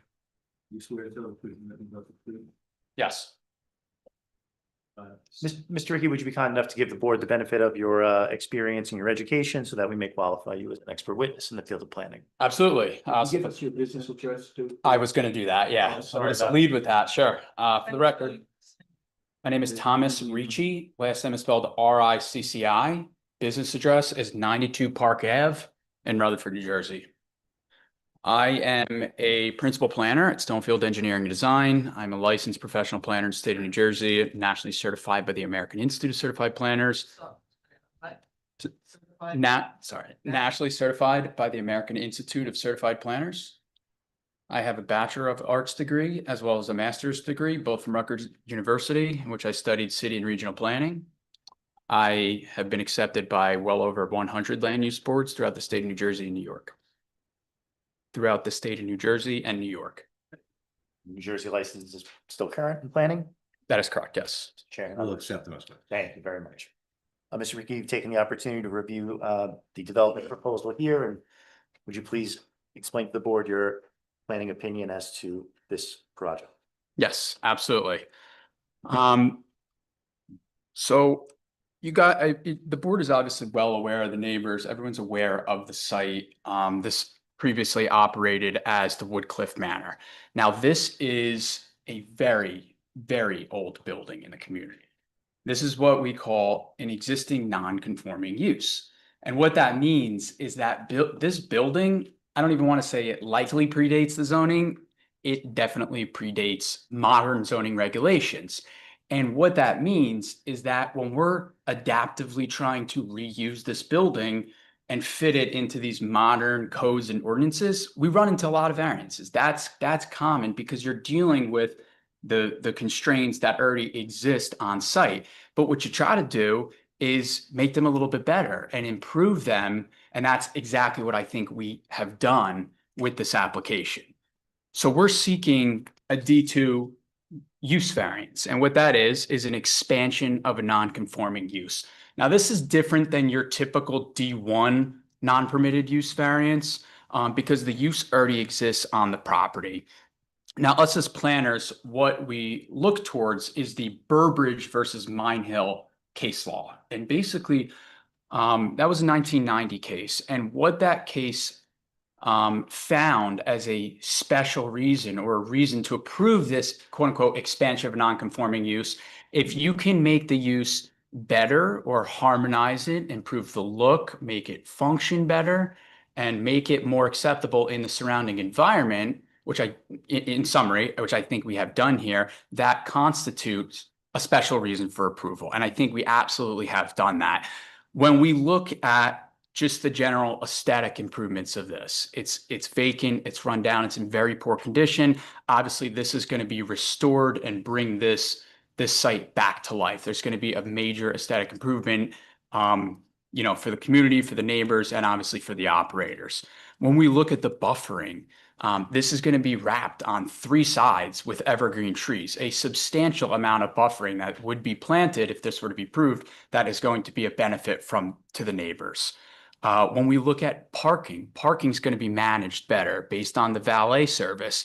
We're adding parking spaces in addition to just having that valet service. There's 85 spaces now, and there's going to be 124 spaces in the proposed condition. So although that is a variance, that is being improved because we're adding more spaces on site without technically increasing the square footage of the actual area where patrons can go. I'll get to the actual expansion in a moment. I'd like to just adopt our civil engineer's testimony, Mr. Matt Greco, how he testified that stormwater management would be improved and much better in the post-construction condition. On the topic of engineering, he also stated that access to the site is going to be improved. It's going to be safer by reconfiguring the driveway. And lastly, he stated that this is now an ADA compliant sidewalk in front of the property on Prospect. So I see a lot of these aspects. These are things that we look towards. We look towards the greenery of the site, we look at parking, we look at how it's going to operate, we look at ADA compliance. These are all things that are being substantially improved in the with the proposed application. So in my opinion, that is what constitutes the special reason for the approval. Now, we're also here seeking a D6 height variance. Now, the relevant case law for D6 height variance is the Grasso versus Borough of Spring Lake Heights case. It was a 2004 case, and the approval for a height variance is demonstrated by showing that the increase in height doesn't offend what the purpose of the height restrictions are, and it's a focus on light, air, and open space. As it was previously testified to, really the driver of this height variance is for the elevator overrun. There's usually a 12, 13, sometimes 14-foot elevator overrun. When you install an elevator, that's what creates the height variance. As our architect mentioned, it's a very small portion of the building when compared to the overall footprint. I believe it was just over 200 square feet. That's actually that additional area. So it's very, very small. It doesn't change the actual massing or the look of the building. So once again, when we're looking at if this is going to impact light, air, and open space, my answer is no, because when we look at the setbacks of the building, the right side of the building is 1.7 times compliant with the right side setback. The front is well in compliance. It's 2.7 times compliant. The left side is 4 times compliant, and the rear, where the neighbors primarily are, is 5 times compliant. So what you have is a building that has a lot of separation, minimal height increase, but a lot of separation to the neighbors, and it's for a very, very good purpose of making the building ADA compliant. So I think the D6 height variance has also met its threshold. Now, the rest is C variance relief justification. We kind of have a mixture of variances and of waivers. Now, these, I believe, can be granted under the C2, the flexible standard of the municipal land use law, where the benefits of the project or the redevelopment as a whole substantially outweighs the detriments. With regards to coverage, we do have a coverage variance that can be considered in a way to mitigate another existing nonconformity, which is parking. We're trying to balance the two here and make sure that there's enough parking that's going to be provided for the site. So those two things I think are trying to be balanced against one another. But in order to mitigate that increased coverage, we obviously have formal stormwater management improvements, which there's none existing on the property now. So I see that as an improvement. And then when you actually look at the site, I think it's going to look a lot less impervious because of all the greenery that's being proposed.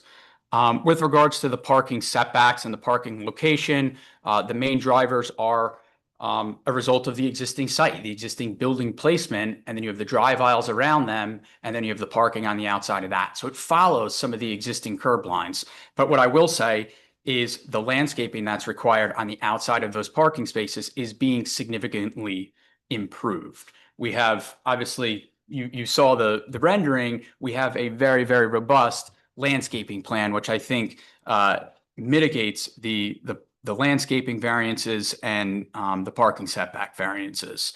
Onto the loading space. One loading space is required for a restaurant use. We do have a dedicated loading area, but the testimony that you've heard was that this loading does happen usually in the middle of the week, mid-morning or mid-afternoon, usually outside of the peak hours of restaurants. There isn't a need to build the fully compliant loading space size. We have plenty of asphalt that is likely not going to be used during the off-peak hours, and you can park the truck and do the loading in the rear.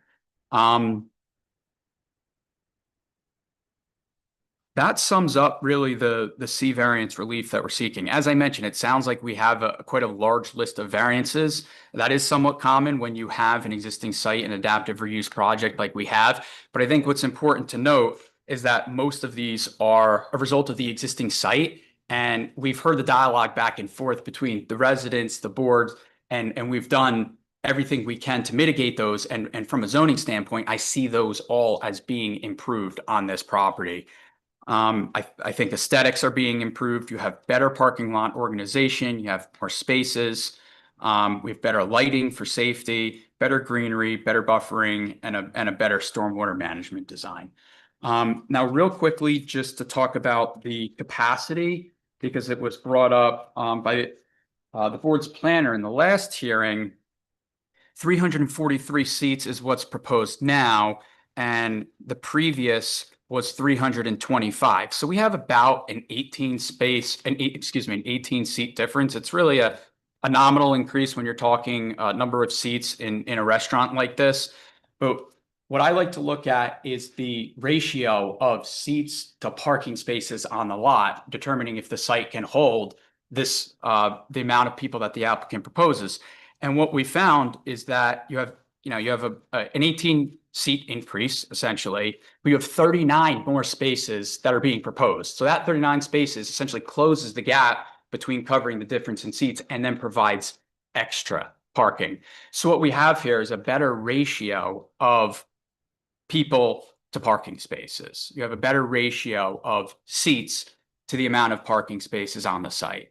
So when I think about, an impact standpoint or intensity standpoint, I might have to conclude that the problems would go down, that you would have less impacts than before because you have that better ratio of more access to spaces, people to spaces on the site. So I'll just sum up with some master plan goals from the borough's 2022 master plan. They talk about encouraging land uses that protect the character of the borough, but while allowing for a diverse tax base. I think that that's exactly the situation we have here. We have essentially a restaurant that's not proposing an intrusion into the residential zone. We're still preserving and respecting the character of that area, buffering it more, but also reviving a commercial use that can contribute, back to the borough's tax base. The master plan also talks about historic preservation, preserving the history and the borough and preserving its historic resources. While this is not a listed or designated historic property, I think this is obviously it's a very old building. It has some impressive existing architecture that will be essentially revived with this application. I think it does contribute to the character of the borough, and I think the applicant intends to honor that, which I think is a really positive thing. And us planners, we generally like to see that. So I do think we are in line with quite a couple of the master plan goals. With regard to the special reasons for approval, I think we have several things that we can look to. Desirable visual environment, that's purpose I of the municipal land use law, cleaning up the property, bringing it back to life. I think it improves the aesthetics. I also think that purpose A of the MLUL, which talks about safety and general welfare, we have better buffering. We have just better ADA compliance, better functionality on the site. And then lastly, purpose J of the MLUL. Now, J is focused on the conservation of historic sites and districts. As I mentioned, it's not designated, but I think it goes towards preserving the character of, from my understanding, a beloved establishment in the community, which we hope to continue. So really, my overall planning opinion is that these variances can be granted under the C2, benefits versus detriments. I think they're all either a result of existing nonconformities or they're being improved. I think as it relates to the D2, the expansion, it's not actually increasing square footage for people. It's not going towards the intensity. It's really the elevator and the entrances and things like that make this building modern, that make this building compliant with ADA and codes and fire and life safety requirements and things like that, which is the kind of things that you have to grapple when you have adaptive reuse. So I think those go all towards the positive criteria. As a result, as it pertains to the negative criteria, once again, I think that these everything is being improved or buffered, and I don't see any impacts that would rise to the level of substantial. So I think that the variances can be granted, and that pretty much sums it up. Thanks. Mr. Chairman, no further questions of this witness. You want to let David handle that?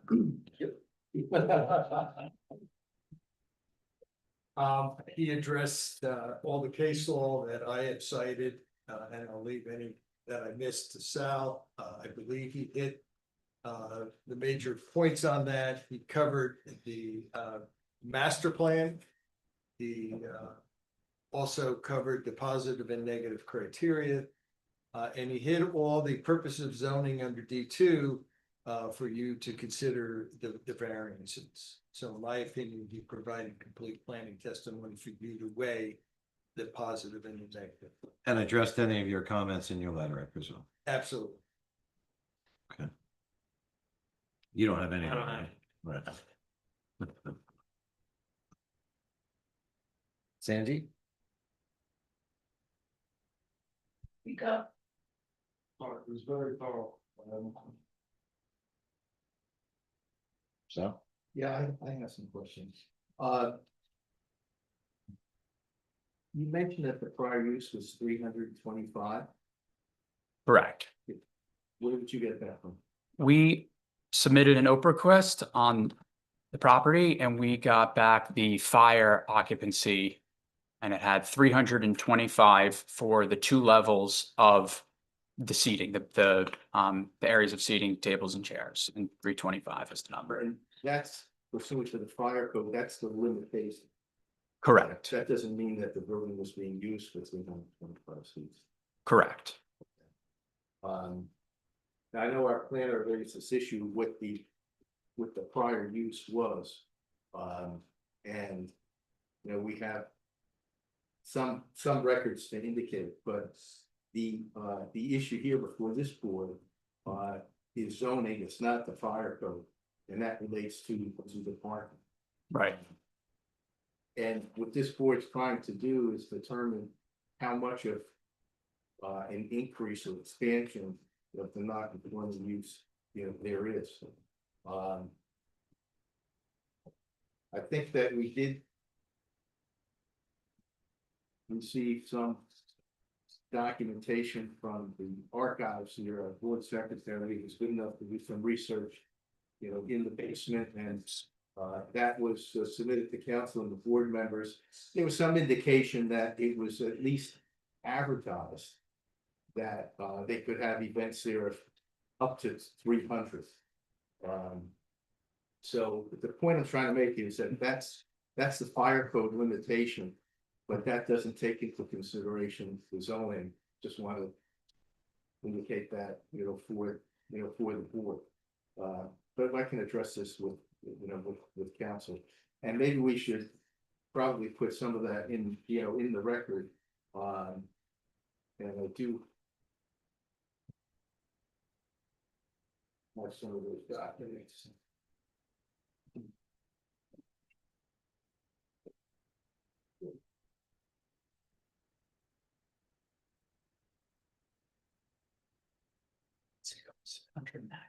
Was there, Council, was there something that you got that indicated? 325? That's correct, yes. And we submitted it with the board's materials.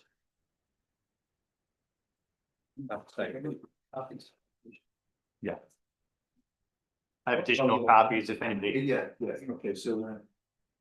And also, there was attached to that, so we'll mark that as yours, okay. A15? A15. It was submitted. So it was submitted. We don't necessarily have to mark it. It's been submitted, but I'm happy to mark it. Let's mark. Okay, A15. Okay. What is A15?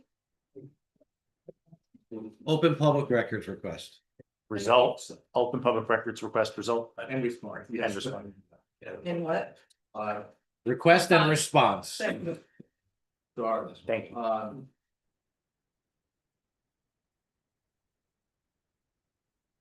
Okay, and then there, was also. There's a, Yeah, I get that together. and we can mark this as, what's the, we can mark it as yours too. There's the, advertisement, and I'm not sure which paper this was, but, the Woodcliff Manor banquet facilities to 300. So that's some indication, probably many years ago. Okay. They might have came there by horse when that advertisement. So. Could have. So we'll mark that as a WDL exhibit. This WCL 8 it would be. Okay, all right. Mr. Trost, does that satisfy you as to? I'm satisfied with the testimony. Yeah, That's okay. been provided. Yes. That's to the prior use. Yes. Okay, so, What are you marking, pulling that, the last exhibit? okay, it's a newspaper advertisement. Thank you. Okay, you're welcome. And that was WCL. 8. Yes, okay. Okay. I know. Did you have any testimony on the monument sign? The only testimony that we had on the monument sign was from our engineer, and it was back on October 28th. We're happy to recall him and we can speak to the sign. Just there was, the pros had a comment there, about lighting and whether or not there's going to be a timer. If we turn off the lights to that time. Well, I would assume that the signage would turn off at the same time as the lights on the site, so 1 hour after closing time. And it's going to be just external lighting. External lighting only.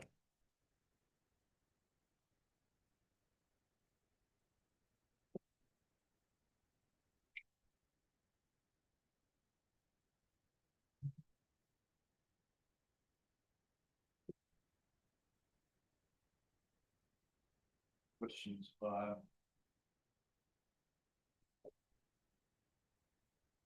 if we went over the DPW and.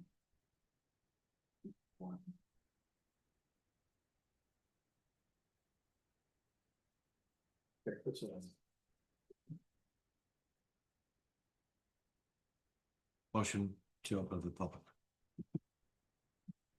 That's Ariel that made the motion, Mr. Kaufman, the second. All in favor? Any members of the audience have any questions for the planner? Some quick, they gotta follow. Let the ladies go first.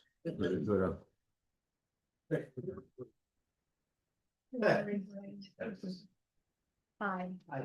What's, I didn't catch it. What's the name of the establishment?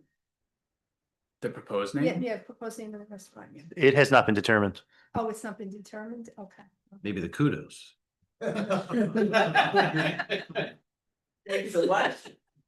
Those. DOS. Is there any plan in the future, for any outdoor events? Not to my knowledge, and it sounds like we already have a condition for no outdoor entertainment or music. So if we were not allowed to violate that rule without coming back, so I don't think there's any plan for that, but you could try. Okay, thank you. You're welcome.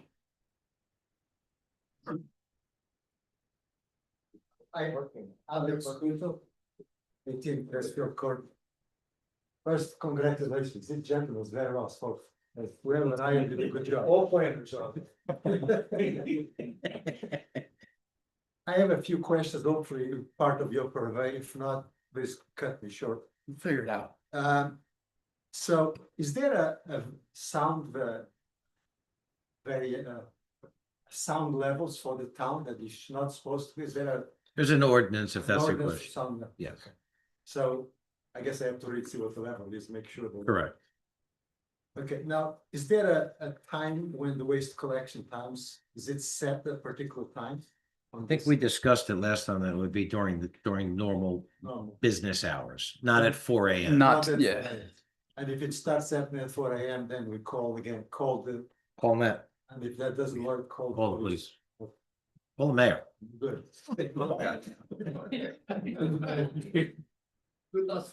Okay. You mentioned something about the tax base. Is there a restaurant tax in town? I'm You sorry. mentioned something that it would be good for the tax base of the town. Is there an additional restaurant tax in town?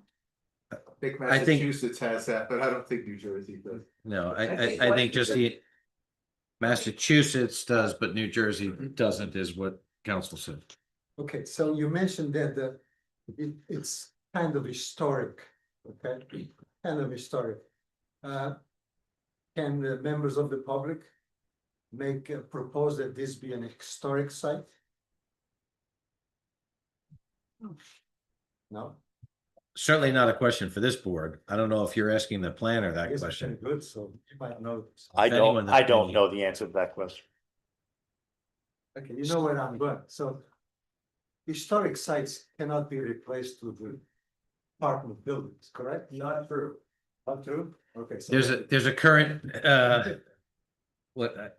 gotta be on the national register, and I can guarantee you, this won't make the national register, it will not make the state register, and it most likely will not make the county register. Thank you very much for clearing. It's good last question. That's why we have these planners around. Yeah, good. So if I understand correct, on the outside patches, there's no food being served, correct? Outside bed? No, the outdoor patio in front, food will be served on the outdoor patio in front. But not on the upstairs. Correct. The second floor areas food will not be served in the second floor areas. That area is just a lounge. Just a lounge area. Cigars. Drinks and cigars and no food.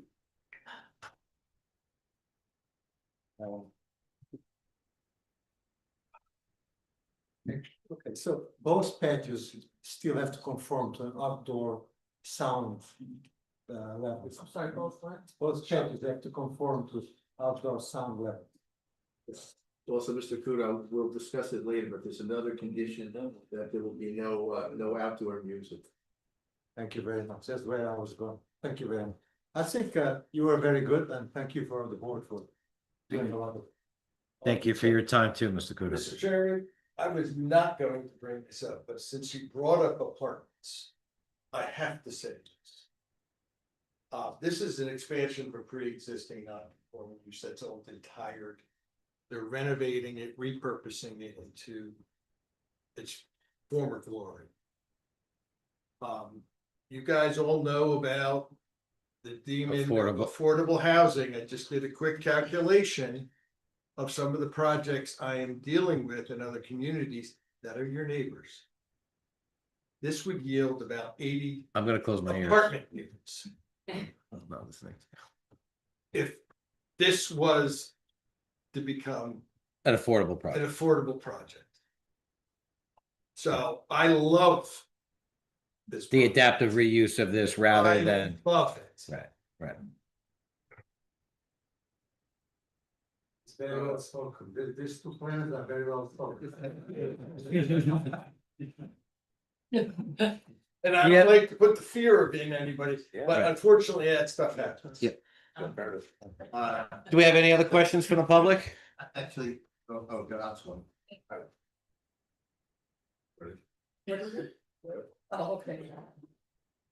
I just want to repeat my comments from last time, and there's still a live advertisement on the internet.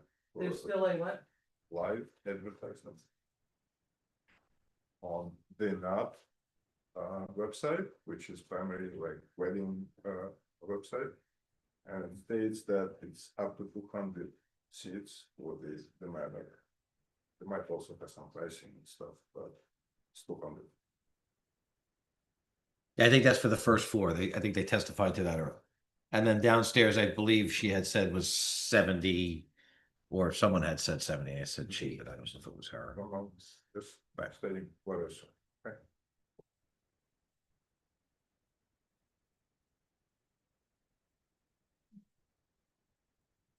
Any other members of the public questions for the planner? Motion to close. All in favor? Thank you for your testimony. Thank you. Mr. Chairman, I have no further affirmative witnesses this evening. I'm happy to recall any witnesses that the board or the board's experts have questions of, or members of the public have had questions of. Happy to move forward to public comment, and we just reserve a brief moment for summation at the end. Okay, I had one question that I had spoken to Mr. Trost about with regards to the elevator shaft. Is the architect here today? The architect is here. Mr. Michaels, should we recall him? So, he's already standing there, for Great. sure. He's been sworn and accepted as an expert at the October 28th, 2025 meeting. Yes. So the design, one of the things that the planner had mentioned, because of this property being around, not quite being historic, but is there any type of intent or design for that elevator shaft to be kind of like a symbol or a, like a, I forgot what we had. Clock tower. Like a clock tower kind of concept of the site? Or is it more just designed to kind of blend in?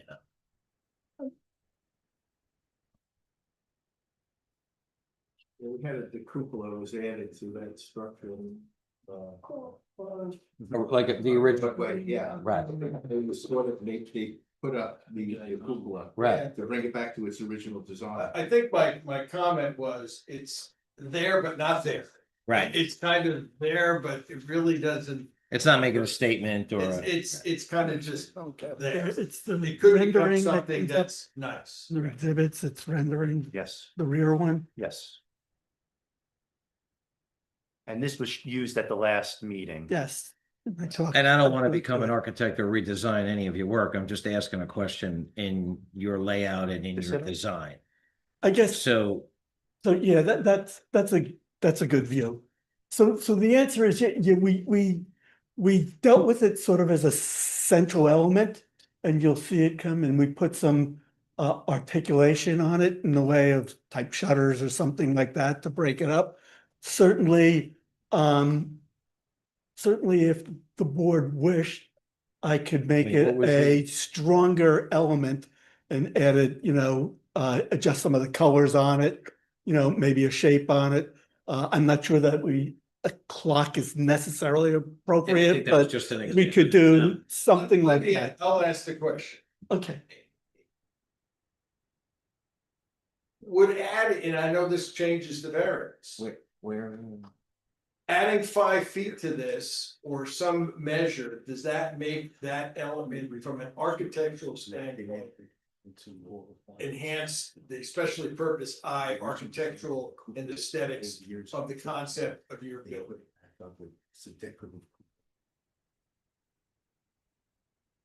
Because I don't want to be an architect either. That's exactly the point. You know what I Flip mean? to the front view. Of course. I want you to be the artist. Can I say something to you? We had another application where they were. rebuilding an older property and it had a cupola, but over the years, the cupola came down. Right. And it's a decorative cupola, but the developer decided he wanted to return it to its original glory. And he put this decorative cupola back on, and it required a height variance. Yep. But it was given because it was restoring it. So when it was original, so that's, I think that's what Kim was getting to is there something more decorative, is that what you're trying to get to? I mean, you know, when Architectural. I don't know if it doesn't stick out and it's not part of his architecture, I get it, like in that particular property, it's a historic building, so you get what I we're think talking about. it's, you know, in my mind, I think that taking a look at it and making it more of a feature could be very nice in the rear. Okay, I'm not sure that I'd like to take it higher and make it change the character of the building along Prospect. I think that there's a lot of character of the building, it's recognizable there. I don't think it would draw the same value for it to be a visible entity in the front. I would have to bring it up more than 5 feet high. I'd have to bring it up really high. And quite frankly, I think here, if you would give me the flexibility of taking it up another couple of feet, I'd be happy, or 5 feet, I'd be happy to look at it. Quite frankly, I think I might be able to get that work with different materials, textures, and other features on it to bring it as an accent point in the back of the building that sort of identifies where the entrance is and so on. So I think that could certainly be effective and it could be an improvement. Yeah, that's. You know. So it kind of looks like A mistake right now. Yeah. I don't know what anybody else thinks. So I'm gonna ask our two resident architect and engineers, what do you guys think? From a design or from a, you know, does adding additional height give them the architectural artistry to, you know, do something with that, or it doesn't make a difference? So I think I like cupolas. I like the way they look in these type of structures. That roof is very sort of flat compared to Yep. So if you had a higher peak, maybe Yep. not extend it taller, or maybe give the angles a little sharper definition, but kind of like the gable end on the structure itself, on the building. I think from a technical point, it would get higher because, you know, to get the clearance in height in the side, the eaves would have to stay at the same elevation. No, leave So- So the peak would go up as the angle goes up. Just a little bit of Right. angle, right? Well, as Yeah. long as in the front, it doesn't become too jarring. I mean, the other thing that I could conceivably look at is the element to the side of it where the stair is. I could relook at how that roof in the elevator tower ties in, you know, and sort of, you know, maybe make that the stair tower and the elevator read more as a single element, you know, with some shape. Lessen the steepness of that roof because of a concern. Because of compliance, in other words, I think what we're getting. Yeah, we at tried is to keep it you- down you- as you- low as you made possible. That elevator tower as flat and plain and Yes. cookie cutter as possible. To To minimize- not make it stick out, right? To not go, yeah, reduce the height to variance. reduce the height, yeah, That's my that's point. correct. I'd rather not do that, that's my opinion. But I think that roof could, But that would require them to make an adjustment on their height variance. maybe, I don't know if that's. I don't know, that's why I'm asking you to. I think, Ariel, what do you think? Engineer serves its purpose, though. Aesthetics is, aesthetics is it's not your- subjective, yeah. I think at 5 feet, I can certainly enhance it, you know, and I don't think I need to go much higher than that. And my inclination would be not to go much higher than that, to not, you know, to not start affecting the elevation and the appearance on Prospect. You know, I'd like to respect the character along Prospect and make it as an element back here, you know, and that would be my inclination. Could you switch to the front view? Yeah, I was gonna ask the same question. You're not gonna say. You really. Right there, you don't see the. Yeah, you just see a little. So tiny that thing. little peak on in between the two peaks in the front is it's not the tower. It's not the tower. That's steep.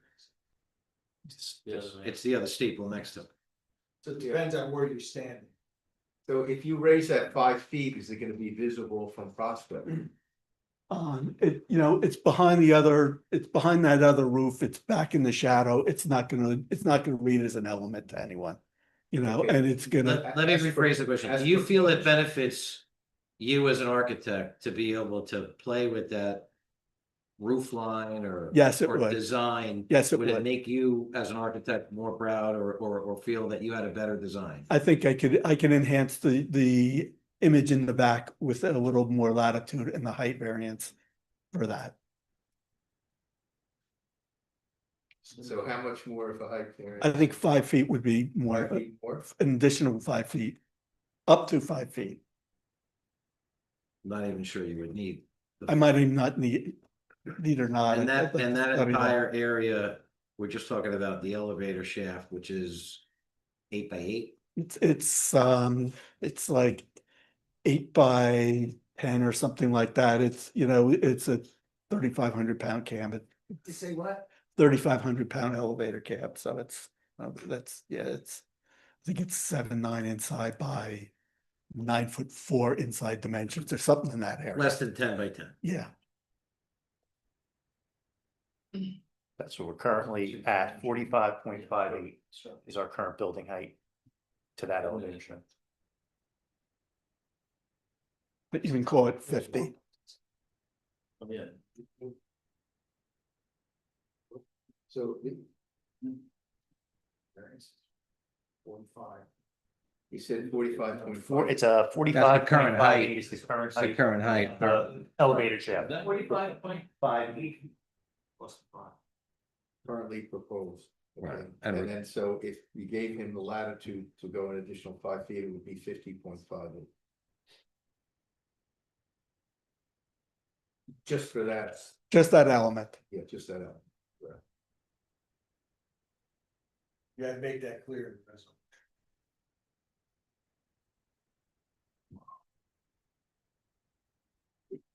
And I'd probably, at that point, I'd probably like to take a look at the colors and textures on it to, you know, to accent it at that point versus trying to blend it in. We want this to win an award. So do I.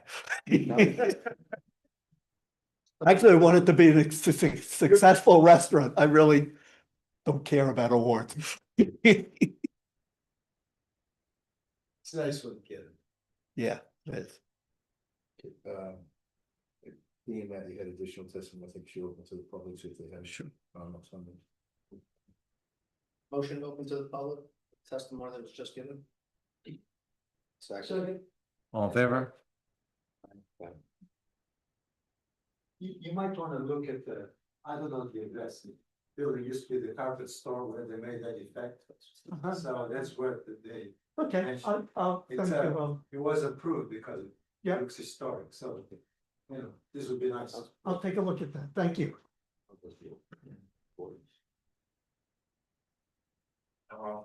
My opinion that adding another 5 feet is already way over. I think even 45 feet is kind of pushing it. I would, maybe I'm not an engineer or a designer, but I would maybe, instead of just plain walls, I would maybe open them up and make like long windows to down the top and maybe that whole. Very interesting. As opposed to making it higher. I think that, you know, too, it's a shaft, so it's not gonna have windows in it, but I think that your point of putting some articulation on it. And trust me, that if I think we get to where we wanna get to, I won't be adding height frivolously, you know. Could be big windows, like yeah, windows from outside, but like, you know, like walls. I understand, yep, thank you.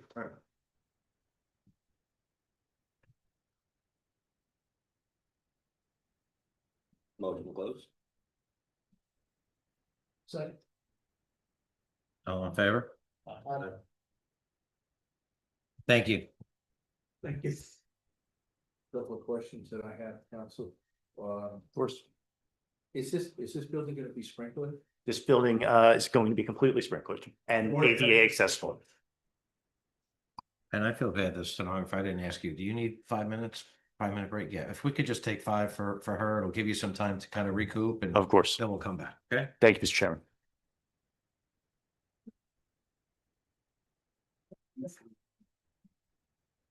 I apologize for that. I forgot how that was going.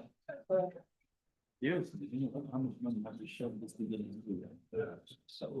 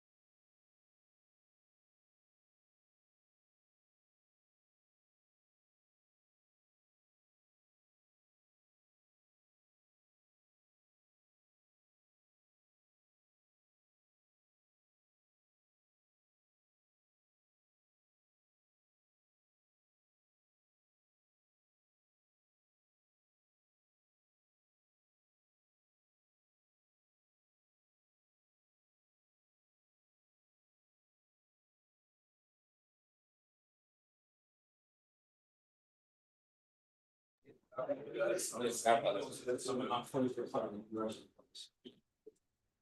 just missing a couple people, I think we're.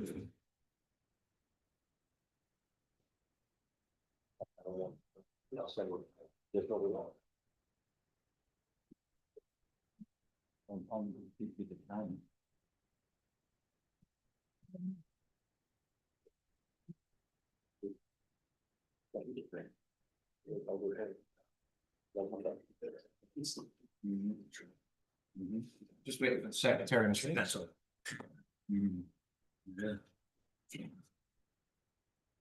No, I'm good. I ain't have fun.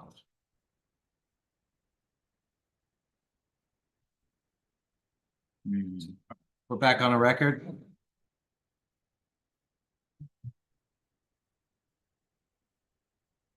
Thank you, Mr. Chairman. Again, I have no further affirmative witnesses. We'd open up for public comment. And if I just reserve a brief moment for summation, it would be greatly appreciated. The conditions? Absolutely. Mind if I, Prior. Yes, yes, prior to the comments. that's fine.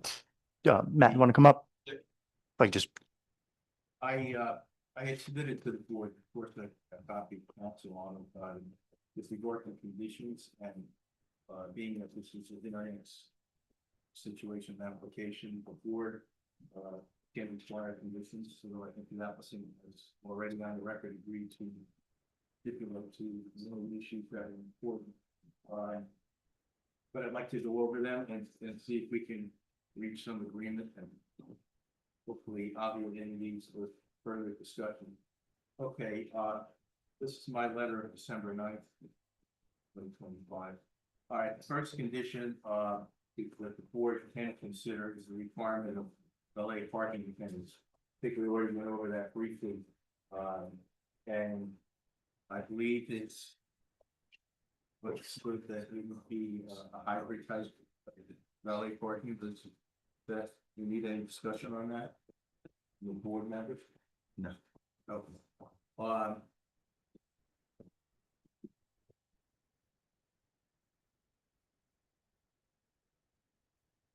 So that's agreeable. that is agreeable. Mr. Princiato, just for the record, the testimony of Mr. Valerio from the last hearing on October 28th was that we would provide valet parking during peak hours being weekends and dinner shifts. So again, the applicant would like the flexibility to utilize valet during the times that it's appropriate during their business model, and obviously they'll make that determination Yeah, I think we'd. as they progress in their Right. business. All right, the board members have any comments on these conditions? By all means, speak up, okay? The more we can agree upon, the better we'll go here. All right, any hours of refuse pickup shall be specific. I think we already covered that. The testimony from the October 28th meeting was that the refuse pickup will be conducted 3 days a week, Monday, Wednesdays, and Fridays.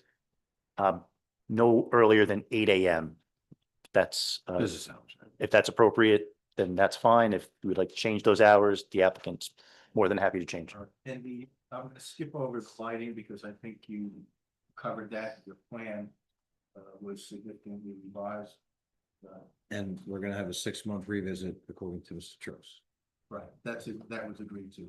Absolutely agreed to. I have that listed as well. Okay, lighting.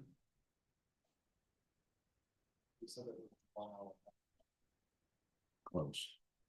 Speak up, it would be 1 hour. 1 hour after closing, which I think is 12 midnight, right? On Fridays and Saturdays. That's what this is. Right. Can you speak up? We have about 30 minutes. In your notes here, you wrote 11:30, but we're. Oh, yeah, we're not, I'm not Right. addressing the lighting. Because it was already addressed. Right. We're taking 3 out. Yeah, so, 3 and 4 exactly, because there's no bollard lights. and 5. Correct. And that'll be covered by a revisit of lighting in 6 months. Correct. Then number 6, whether or not truck parking is permitted on the premises. There's no trucks being utilized in the course of this business. So there'll be no trucks parked It'd just be deliveries that come and go, but no overnight parking whatsoever on the site. Okay. So that's. Acceptable, yes. Parking on premises. Good, appreciate that. And then we discussed this briefly, staff parking will be prohibited on the residential streets, So agreed. okay? And where deliveries will be made, I think you covered that in testimony. So it was covered in testimony on October 28th. Deliveries are going to be made. Testimony was 3 days a week, Tuesdays, Wednesdays, and Thursdays between the hours of 10 a.m. to 2 p.m. There's a designated delivery area at the rear of the building, right up against the kitchen. Then number 9, thank you, council. Number 9, limitation on hours of operation of the outdoor dining. So that would be in the front. In the front. Correct. The testimony from the October 28th meeting was that the outdoor areas would fall in line with the kitchen hours, so they would close at 9 p.m.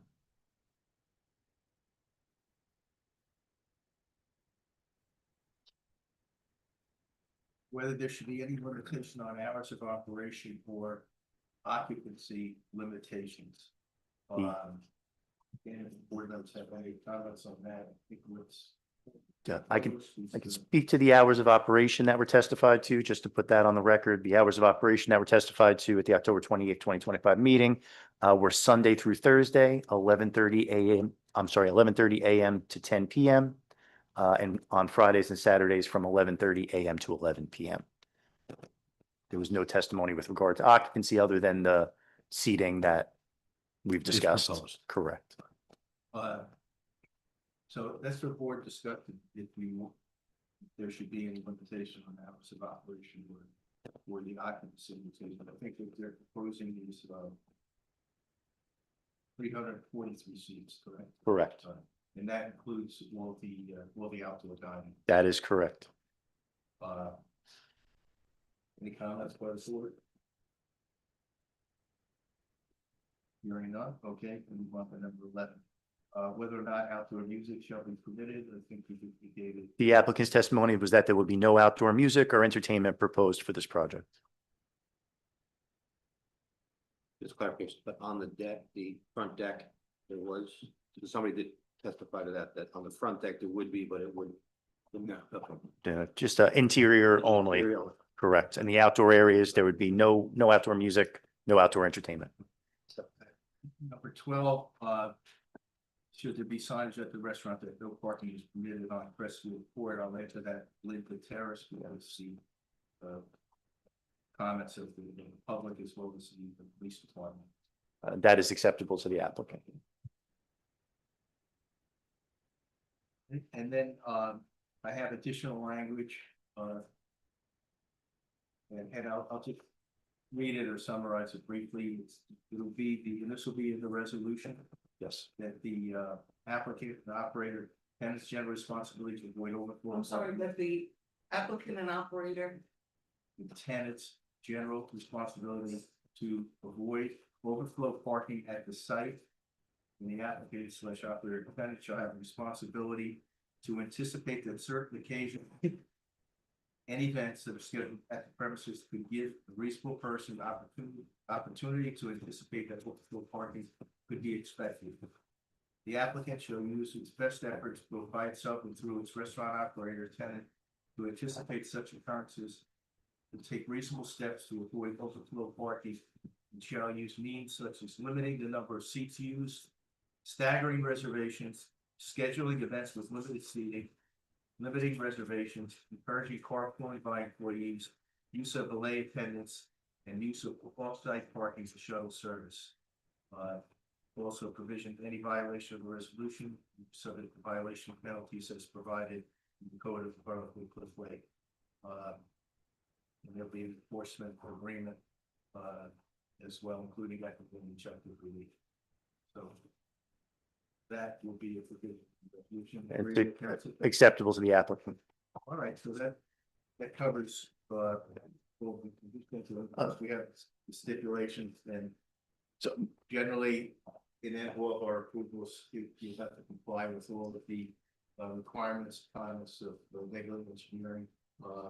The variances were listed in the report a DMR and, the board hasn't addressed it yet, so whether or not we want the height variance to be 45.58 feet or 50.58 feet, that's the board's prerogative. Maybe have some discussion, but we have to open to the public for any comments, and the board can discuss the application. Take a vote. Mr. Princiotta just had a few more conditions as mentioned by your planner, Mr. Trost. Okay. We had already discussed, after 6 months, the board engineer will review the lighting. In addition, the maintenance of plantings in the Crestfield Court right of way will be the responsibility of the applicant. The plantings will be maintained at the maximum height of 14 to 16 feet. And we had that the applicant will maintain the Woodcliff Manor sign, which is in the municipal right of way. So we have those conditions as well. The applicant will agree to all these. Any stipulations made during the course of this application testimony, of course, will apply to, but thank you. Thank you. For mentioning. The 14 to 16 feet height is for the hedge, the evergreen tree, specifically the green giants. The green. Specifically along the road. Now, we do have our traffic engineer here, and I would like to ask him if he has any comments, any statements, or wants to testify about, or give any opinions with regard to this application. Yeah, so when you, like, we're in the context of a D2 variance, right? So. You gotta testify before you. Yeah, You swear to the truth, nothing but the truth, so help you God. yes, Brian to know, principal at Lakewood Group, service traffic engineer to this. So, like, overall, like, when an applicant presents an existing non-conforming use, the burden, as they said, is to make it that, right? So I look at it from a traffic perspective and access perspective. So then, is there increased parking? Yes, relative to, as Mr. Ritchie has said, to the, relative to the number of spaces, staying a little bit better. There is a more organized, valet parking and more organized parking, and there is more parking. And additionally, and I look to the pedestrian amenities that, you tend to gloss over the boards, but it's easier to get in and out of the site than now there's an ability because pedestrian access. So all that put together makes the site better than what it was. If it was to reopen as what it was, it'd be better. And that's what we have to prove here on the traffic side, and I think they've done that. They might have some minor changes that the county will recommend, because they always do. And that's substantial. Their engineering team can relate that back to us as needed. Overall, I think that the presentation is well thought out from a traffic perspective. I think that they're, like as the chairman was intimating, you might be on the verge of being overparked for like the daily demand, but when you have event demand, you're gonna need the parking, so I think that works out. It's the best situation with respect to parking. And you're, as the board has said, your ordinance is fairly aggressive as a parking space for every 2 seats. I think it's one of the higher ones, or if not the highest in New Jersey. And then that's rightly so, brings you to the board, and I think the reason that brought them to the board hasn't been addressed. The parking. Those are my. Thank you. Mr. Trost, do you have anything, any testimony you want to give? We already found. I've made all my comments. Thank you, sir. Anthony's good. I'm good. Anthony, anything? No. So let's get a motion open to the public for any question or comment regards to this application as a whole. After. All in favor? Aye. Any members of the public have any comments regarding this application whatsoever? Comments or questions or anything?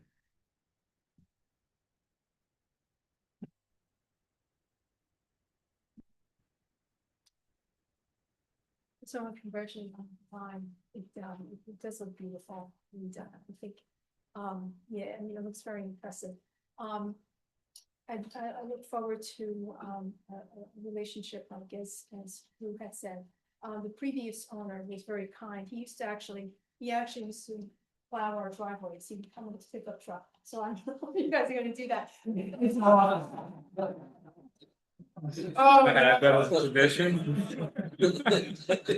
I mean, we're not gonna make that a stipulation in the resolution. But. You can come over my house. Well, he was very nice, yeah, he was very nice, so I hope that we can have a similar relationship. I'm not saying you're gonna plow our. I'm writing down. A similar relationship that we're comfortable, that we can call each other a neighbor. Yeah. I have a question though, as far as like when you do have an event, are the walls gonna be, are there sound barriers so that the sound does not, like if you have a party and the sound does not escape and you don't hear this boom, boom, boom kind of sound, will the walls be, you know? We spoke about like, you know, like a rock wall or soundproof sort of insulation. And I mean, any, I don't anticipate like a boom, boom, boom event happening there. But it would be on the other side of the building. And, you know, we'll put in any sort of soundproofing design into the interior for sure, without a doubt. Okay, thank you. Appreciate it. You should ask for an invite to any party. Well, actually, I was gonna say, do we get a like complimentary dinner? Maybe consider like a neighborhood discount and friends and family, you guys will get an invite. Wedding Crashers Part 2, I can say. Borelli's here again, right here. Emery. Any other comments? Much success. Thanks, seeing none. Motionless. Second. All in favor? Aye. We have any discussion? If not, I think it's time to make a motion. Well, you have to decide that issue on height range, whether or not you. Actually, no, that's right. We have his closing comments first, and you'll address whether or not you are requesting that. It's not up to us to tell you to do that. That would be at your request. At which point you would modify your application to the amendment. Thank you, Mr. Chairman, members of the board. I'd just like to say a few brief final words in support of the application. As you've heard over the last two meetings, the applicants before the board tonight seeking preliminary and final major site plan approval, associated variance relief and design waivers in order to renovate and improve the former Woodcliff Manor Banquet Hall to convert it to a new restaurant use. During the course of this presentation, we've heard some concerns of the board members, the board's experts, and members of the public. We have done our best to address these concerns, and we believe we've come to a point where we've addressed the concerns such that this application can be approved. This is an existing restaurant use at the property, but with this approval, the site will be greatly improved both aesthetically and from a stormwater management perspective and an operations perspective. For the record, we would like to request an additional 5 feet height variance. We'd like to increase the building height only for the elevator shaft from 45.58 feet to 50.58 feet to give our architect a little leeway so that he may create a little bit more of an aesthetically pleasing element out of that elevator shaft. With that being said, on the basis of the testimony and evidence presented to this board, I believe sufficient proofs have been provided to justify the granting of the site plan approval and variances requested.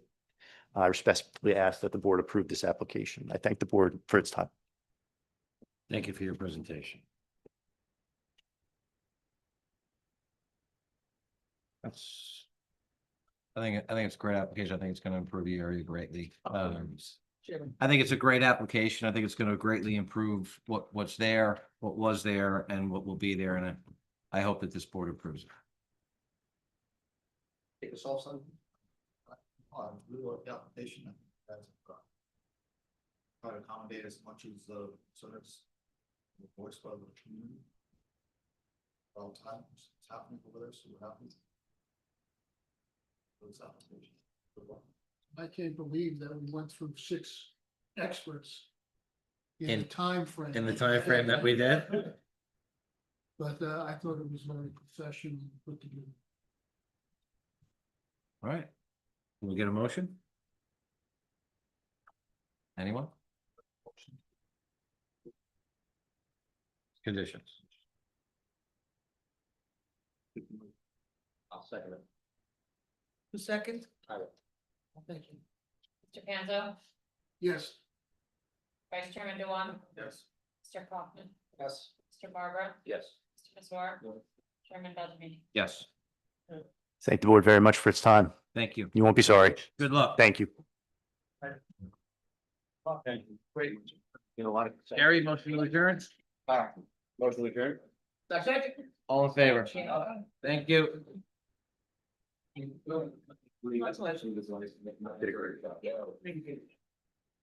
Okay, let's talk.